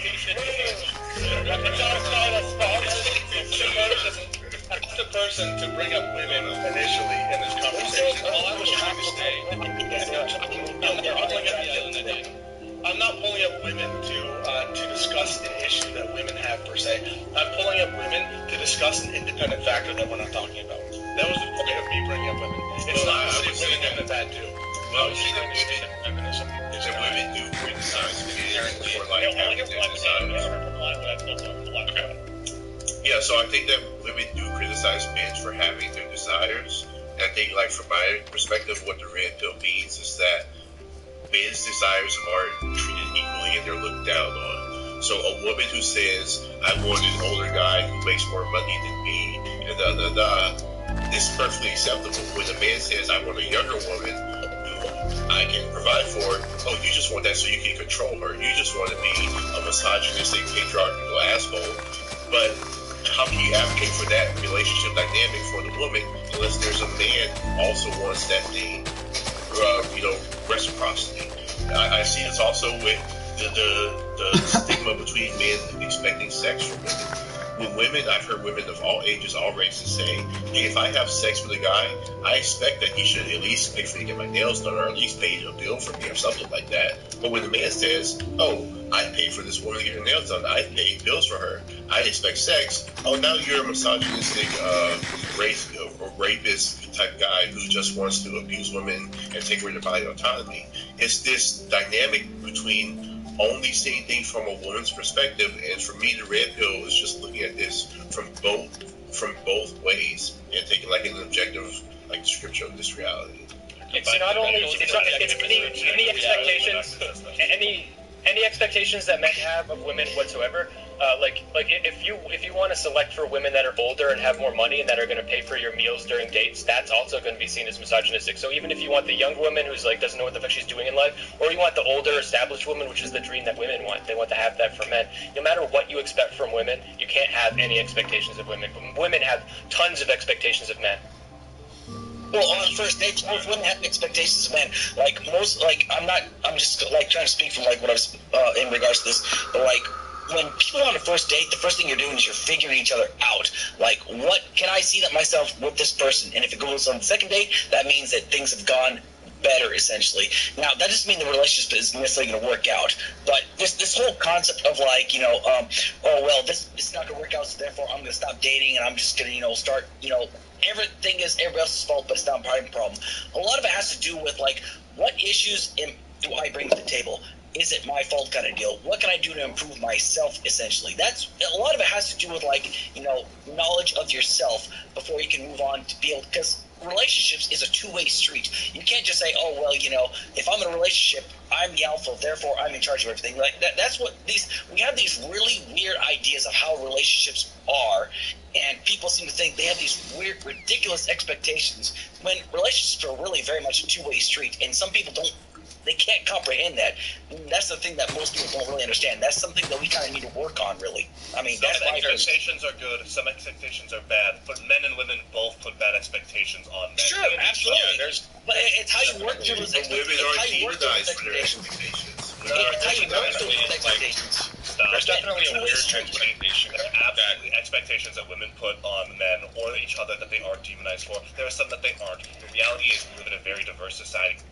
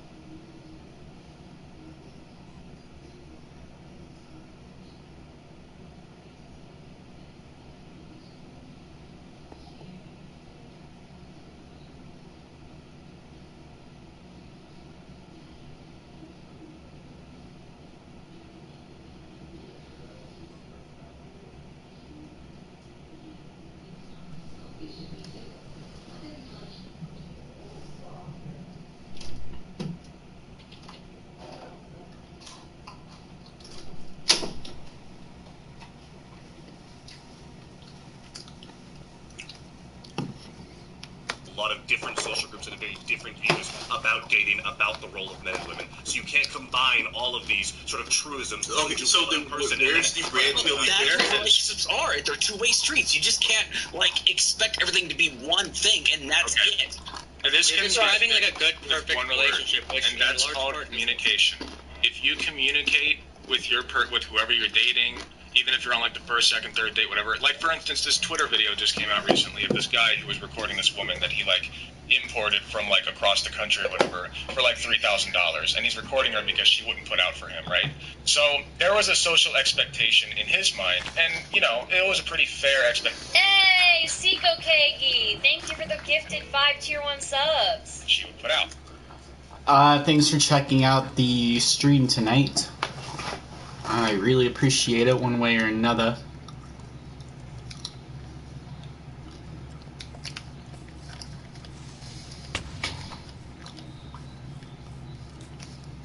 out, right? And he was pissed off. Now, to be fair, it is completely within her right to say no. She's allowed to do that, and we should not be expecting her to put out just because he paid a bunch of money. What I will say is that what we need to work on is communication. If you are paying $3,000 for somebody to come and stay in a hotel for you, be clear. Say, hey, do you find me sexually attractive? Are we going to have sex? Whatever.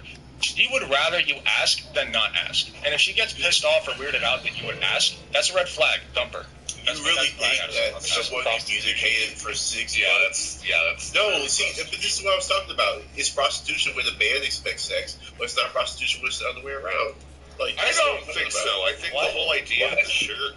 Yeah, no, the sugar mommy, that's still prostitution. Like, no, I'm saying... Well, if you're paying someone $3,000 and hoping to get laid, it's prostitution. Well, yeah, I know that, but a woman doing that is also prostitution. No, hold on. You guys are missing his point. He's saying that if a woman, expects to put out, if a man spends a lot of money, that's like... What I'm saying is, women hold the expectation that if I'm having sex with a guy, he should be willing to spend money on me. You can make I still cannot believe that there are 20 people in this fucking panel. It's hilarious. You could make the argument that have you read a one-night stand, bro? Yeah, I'm sorry, no. It's usually where it ends, you know what I mean? I don't think I've ever paid for a woman's hair or nails and shit. Yeah, I paid for, meals and stuff, but, that's just... Hey, miss you too, King TL. Hope you're doing well. Where it's like, There's a good website if you want to order women's hair and nails. It's pretty efficient. The delivery time is free. Is it on the deep web, or do I get the scalp with all the 20 minutes cheap? It's actually, because of the liberal media, it's now just on Etsy. You can just get it. It's pretty legitimate. Thanks, bye. Wait, so are y'all really saying that a woman who's having sex with a guy doesn't expect him to spend money on her? Sometimes. Yeah, I think the woman in a relationship. But that's not the kind of. That's not the kind of. Artix just asked, "Where are all the women in this debate?" It's me, just me, me and Alexa. About the social acceptance of one over the other. He's saying that there is a social acceptance of one and not the other. That's what he's talking about. Okay. Yeah, we know. It's almost like men and women want different kinds of a relationship. No, they're the exact. Hey, thank you for the $2, Junebug. They're like a prostitute. Like that's the way you characterize a man. I've invested this much. Be clear about expectations. If you buy somebody a gift, is that automatically prostitution? I don't really care what you call it. I don't think we have enough people on this panel. I think we need more.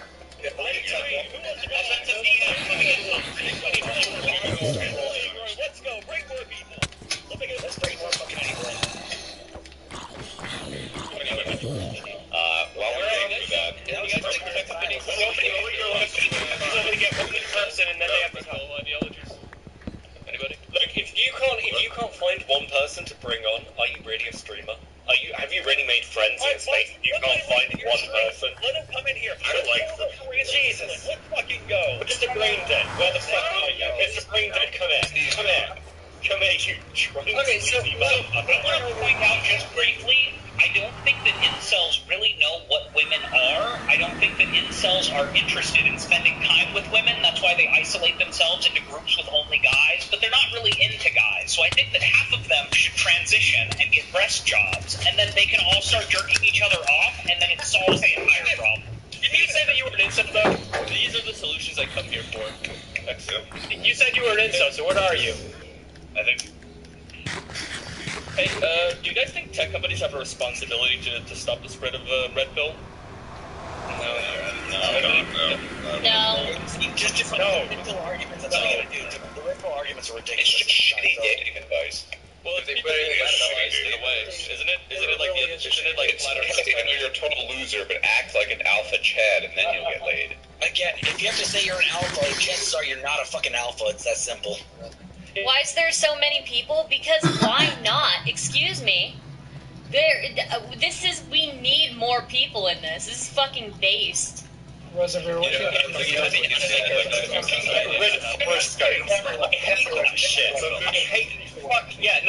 Look, I think anybody who says shit like, oh, Mercury's in ascendance or something, should be, like, literally just locked away. They should go, Honestly, as somebody that says those things, right, I think that's super base, but only because I don't want to consent.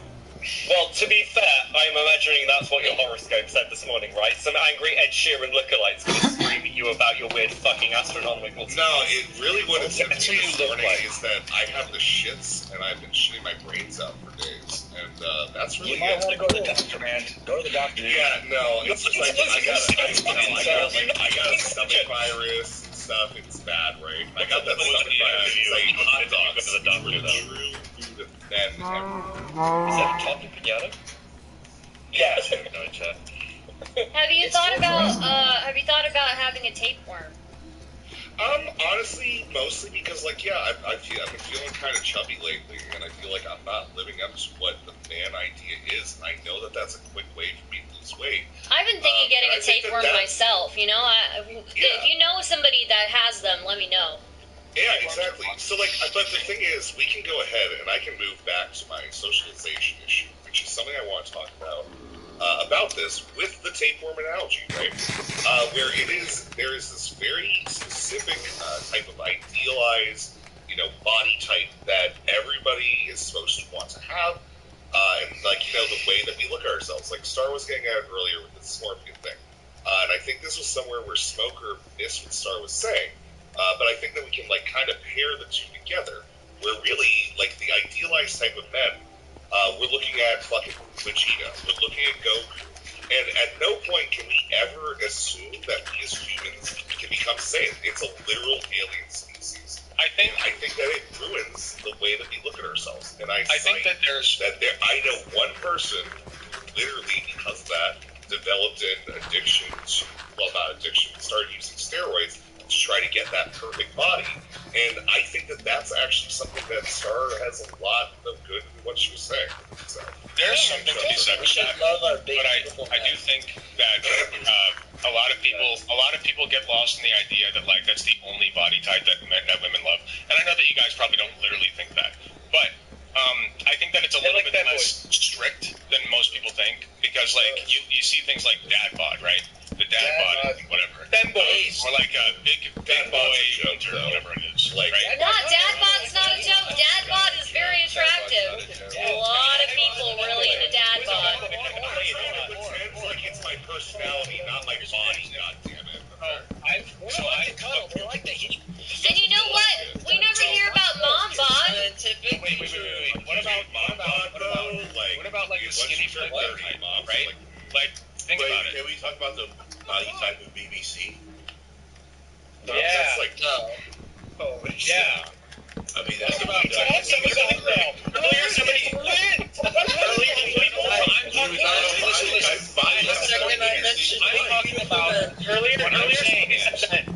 What I'm saying is, there are different types of bodies that women like, and I think there is something to be said for you see somebody like Chris Hemsworth. Yeah, of course. The vast majority of people would say he's objectively attractive. I'm not personally sexually attracted to that, and I think a lot of women also, straight women, probably are not. I'm not sexually attracted to that. My girlfriend actually, she likes different types of bodies. She likes, skinny boys. She likes big boys that are bigger. There's a whole range of types that women are into, but we just don't hear about it a whole lot. You know what I mean? So I think that there are certain, I don't know. I feel that sometimes the incel and red pill community hyperfixate on the Chad body type, when really that's just one small element of it. The thing is, women don't talk about their sexuality. Women don't express their sexual objectification of men. So men don't know how to objectify themselves for women, because so women women know what men want. They know exactly, but men are just be a giga chat, and women don't talk about what makes them horny because their locus of power is their sexuality, traditionally, and so to talk about what makes them horny forfeits that locus of power. No, women are just as bad as hell. What are you talking about? Women are just as bad as hell with their sexuality. Women are just as bad as hell when it comes to sexuality. You are literally in another world, Alex. You can't deny that socially that's not acceptable. No, I live on another planet. I think women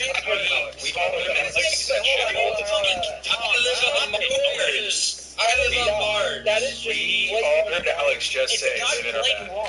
It's not blatantly wrong. It's blatantly retarded. Is what Here's the thing.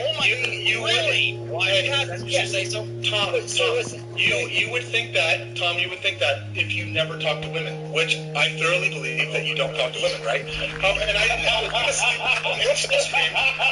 it's definitely true, right? Women objectify men all the fucking time. All the time. That's not what we're talking about. That's not what we're talking about. Stop going off topic on this crap. Stop. You guys really have to engaging on the topic that we're talking about. We're just about objectifying women. Okay, everyone, it's not what I'm talking about. So, first off, I have... Shut up, Tom. Okay, Tom, now you get to talk then. I want you to talk. I have no issue having... I have many girlfriends all over the place. I have girlfriends all over the world currently. I'm Canada. Right? Uh-oh, we got a badass over here. The women do not talk about porn. They don't objectify men in the same way. They don't talk about men. They don't catcall men. They are not open with their sexuality the same way that men are. There's no way you could possibly... You're just not paying attention. I've been doing this for a long time. It's Gemini's, Tom. That's the problem.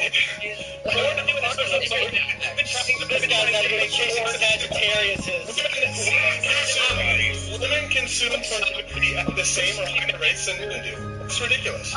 There's a straight man to show that. I've been trying to make porn for straight women. I'm a straight man trying to objectify myself on the internet. I've been making porn, and I want to attract straight women. And I will tell you how. You're never gonna get that unless the only way you're gonna get an audience is if you go gay, go LGBT, go trans or something, because straight women are never gonna fucking follow you or whatever, because they just don't. You can't be a man. But wait a minute. I can tell you how. Smith, I'll tell you how. Smith, the way that you get...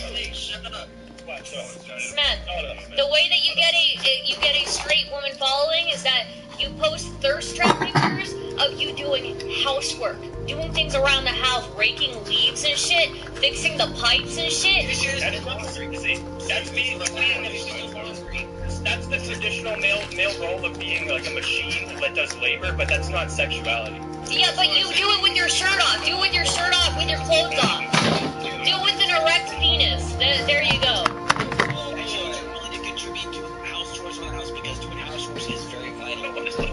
I'm not looking for women that are going to contribute. I'm looking for sexy women that I want to. Right, sexy women are gonna look at you and they're gonna be like, "That's a guy that." Hey, shut up. The women are gonna look. The women are gonna look over the woman. The women are gonna look at the guy.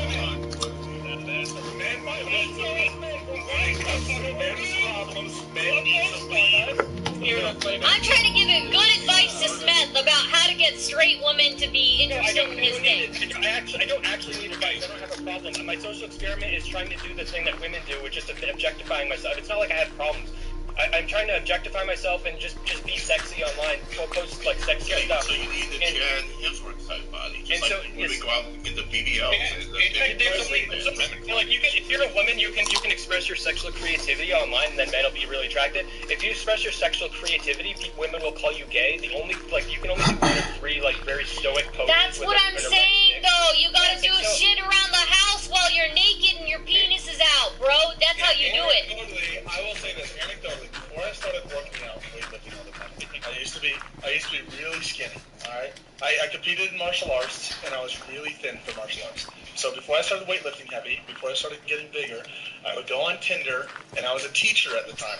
I got objectified like a motherfucker. Everybody I swiped right on, every single girl was like, "Oh, I want to be in your class. I want to get extra credit.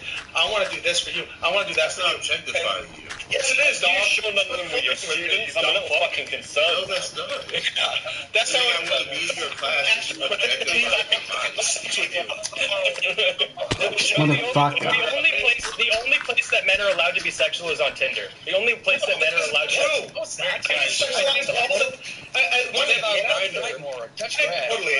If you go and flirt with women at the gym, you're gonna get some shit about that, and more and more. The more and more, like we're saying, no, you can't do it in the car, can't do it here, you can't do it It really depends on how you approach the women, though. It really depends. Yes, you can. It's all about how you approach. I do like, hey, you're gonna flirt with people when you're in a place they probably don't want to be flirted with. If you went to go, Alex, I'm gonna shoot myself. Okay, I'm gonna do it on camera. All right. In video games, right? In Minecraft. All right. So, Smet, if you went to go flirt with someone at the gym, yes, you would be seen as a creep. If me and Alex went to go flirt with a girl at the gym, they would see us as sexy. I disagree with that. Flirting with women at the gym is generally a no-no. Just so you know. Now, I think there are exceptions. I think there are exceptions. The women are generally not there to be picked up. It's literally like women are at the grocery store not to be hooked up with. Women are at the grocery store. Anywhere women go, they're not there to be looking for. Whatever. But you approach them and talk to them. That's how you get women. You can. Think about like humor as humor, right? Like I can tell a joke and it can tank completely, and Joe can tell a joke and it can fucking succeed. That's all about like it's the same fucking concept. It's deliberately. It's delibery and how you present. It's how you present yourself as well. That's really important. Doing some housework.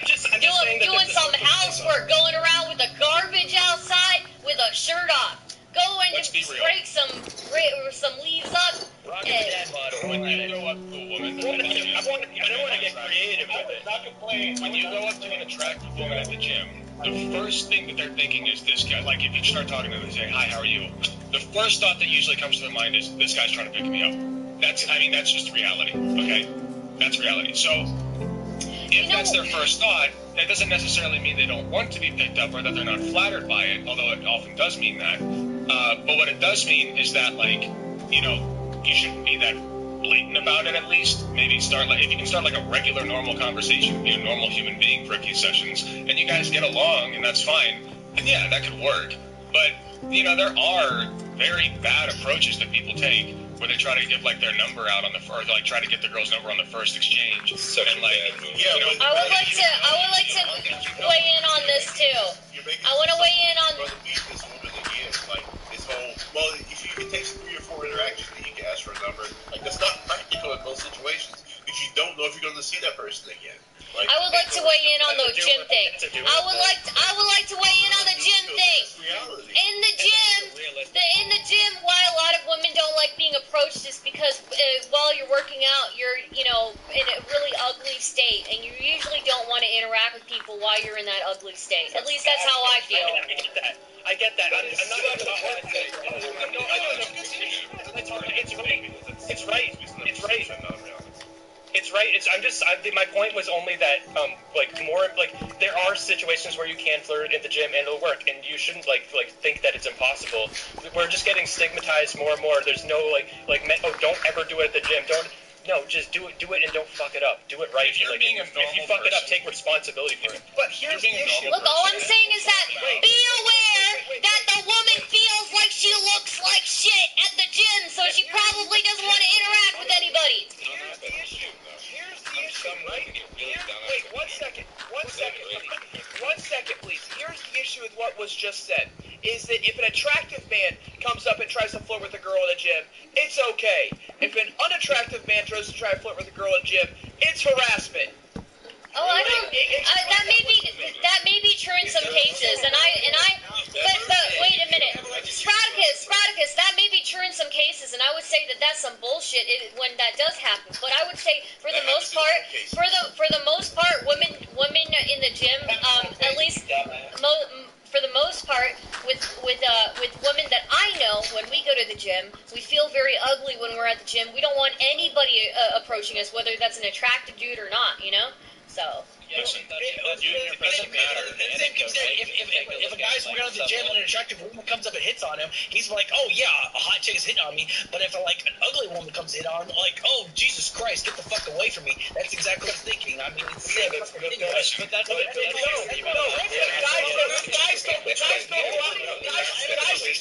go out and say it's harassment. Guys don't go out and say it's harassment. Guys are going to say no. They're going to decline. right? But they're not going to say it's harassment. They're not going to turn around and say that's harassment. It's a social role. If you're in Brooklyn at the gym, I don't approach women at the gym. I promise you it's not just about how attractive you are. The difference is that a 3 out of 10 woman isn't going to get called like being harassment, right? As long as she has a functioning vagina, she has a better chance of like that dude accepting. A 3 out of 10 dude has 0% chance of not being called like a creep harassing person. Okay, no, listen. There's also a chance that you can see the feminist hill here, okay? In general, it's hard for women to have to get hit on all the time, and it's hard for women to have to get hit on all the time. It sucks to have to be the vetter of who's the psycho and who's not the psycho, and it's also hard for men to have to be the fucking predator that has to fucking seek out women. It's a horror on both sides. I think we need to fucking go more close to the center of both sides. Real quick, guys. Real quick. 1 second. Okay, you go ahead, then I'll go after you. There's another issue in that side, and we can take this further and more serious for a second, in that women are allowed to be sexually assaulted. Men, there is no such thing, right? From a society standpoint, men cannot be sexually assaulted.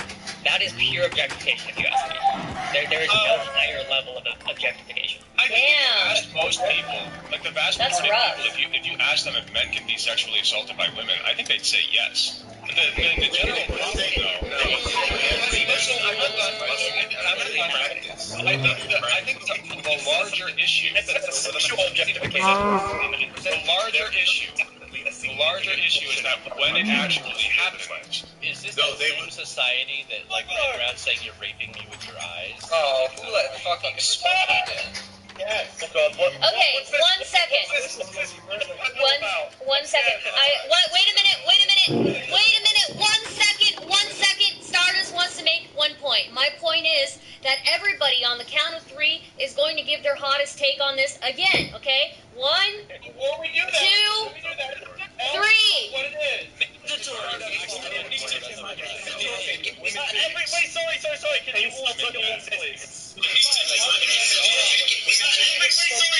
For the insult plague crushing us, and now he's turned up. The sheer fucking gall of this ENG motherfucking streamer. I want you all to speak at the same time. 1 more time, please.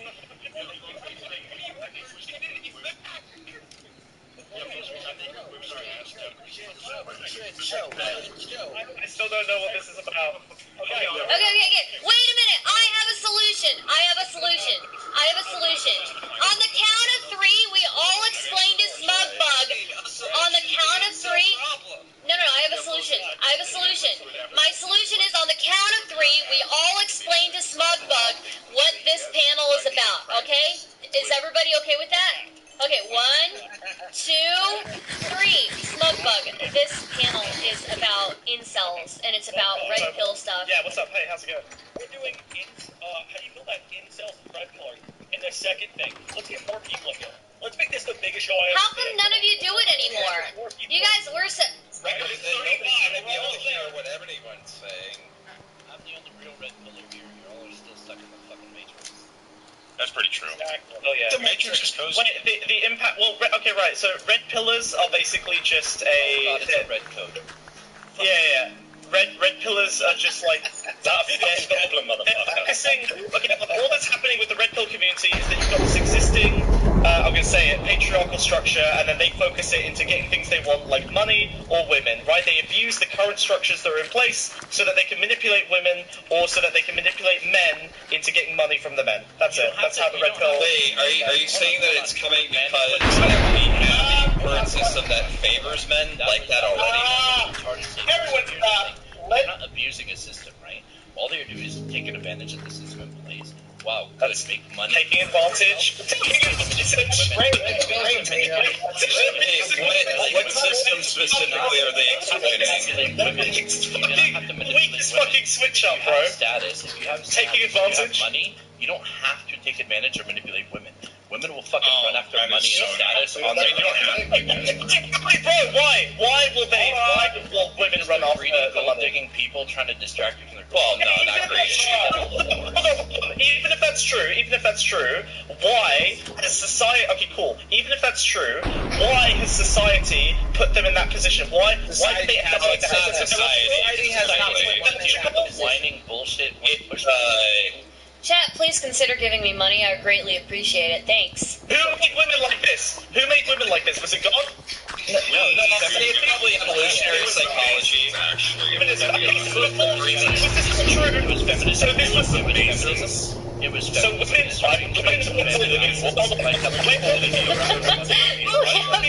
have like 25 people on this panel. It's hilarious. Women weren't gold diggers before feminism. That's your claim. Women were not gold diggers before feminism. It was the Well, I mean, gold digger is a negative connotation for it. I think it's just the female sexual reproduction strategy to seek and accrue resources through their mate. Chat, please consider giving super chats and subs. I greatly appreciate it. Every day I'm here entertaining you guys and putting myself through torture for you people, okay? We're in a 25 plus people panel right now. That's fucking crazy. Resources for their offspring, and they look for partners that are able to provide resources for that offspring, whether it's the ability to actually provide food and sustenance, or to protect, or financial contributions. It's safety and security. But fucking breeding machines, can't you? Okay. So then we agree. No, I'm saying that as I'm talking about this as humans as animals have this strategy. It's the same reason that men have a tendency to go for more attractive women with features that are indicative that they're going to have children. Larger breasts, wider hips, all that sort of stuff is kind of hardwired into at least heterosexual guys' brains as this woman will produce children, and I want more children. This is great. We all have a genetic desire to continue on our lineage. Hold on. This is what Smuggbug is saying. The capital is used as a signifier. Capital. We're talking about biology now. Well, no, we're not, because we're talking about whether or not we dig out status, and capital is just the signifier of status. Yeah, but he's just going to say that's not biology, just right? another way of it. Yes, we are saying that it's biological for us to look for. Hold on. We're saying that it's biological for people to look for safety and security, but you're connecting this to status, and I'm saying status is just another signifier of safety and security, and that's what he's saying as well. Yeah. So let's just keep this super simple and not nuanced, okay? Women are seeking resources, whether that's status or money or whatever else. Everyone seems to, at least people on that side of the aisle, are saying that it's based on a biological mismatch, and that, which again, this is where it's sourced. Not a mismatch. It served us pretty well for the last sexual dynamics, evolutionary dynamics, whatever you want to fucking call it, alright? Be honest if you need to, but just do it while muted. So then, at that point, right, we have this established set of behavioral pressures on women to seek out these resources based on the evolutionary biology, whatever else, right? So then we do agree, because my original point was that the red pillars are just leveraging this biological reality to manipulate women. Now, we can disagree on whether that biological reality has become a social reality, but it has.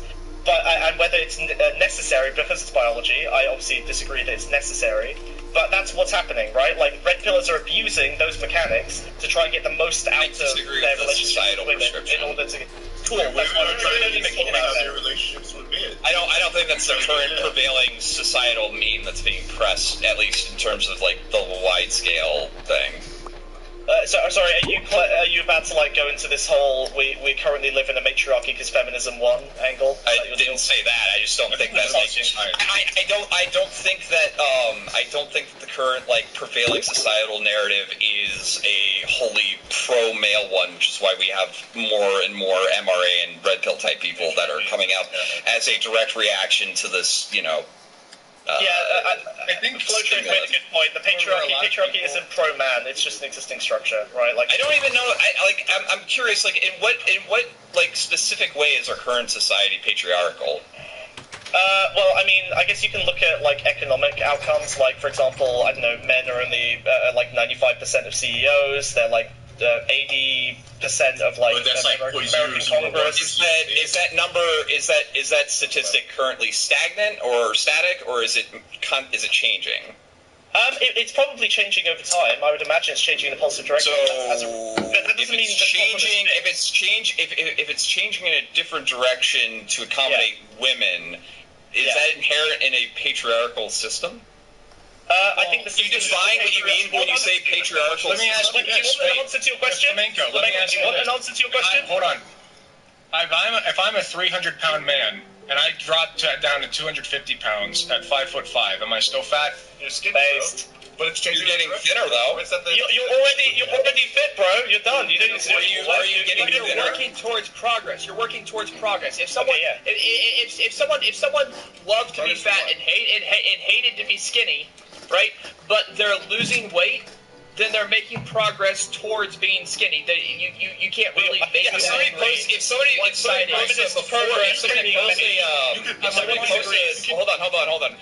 posts like a before and after photo of you at 300 pounds and you at 250 pounds, someone's gonna be like, dude, you need to fucking lay off the snacks, fatty. They're gonna be like, oh wow, you're doing a good job. Keep up the good work. I don't get this. I don't think this argument, this analogy really pans out. Is that what you think? You're fucking stupid. What's wrong with you? The point is, you do not look at that person and say they're not Flamenco, fat. you're right. Wait, hold on. Flamenco, the deranged take you just gave is actually, like, it serves our point, which is that it doesn't make sense for you to start throwing grenades. Alrighty, that's going to be the stream for tonight. Thanks for joining if you did. Leave a like, comment, and subscribe, and I'll be back soon for more. So, you guys have a wonderful rest of your week, and yeah, I'm out of here.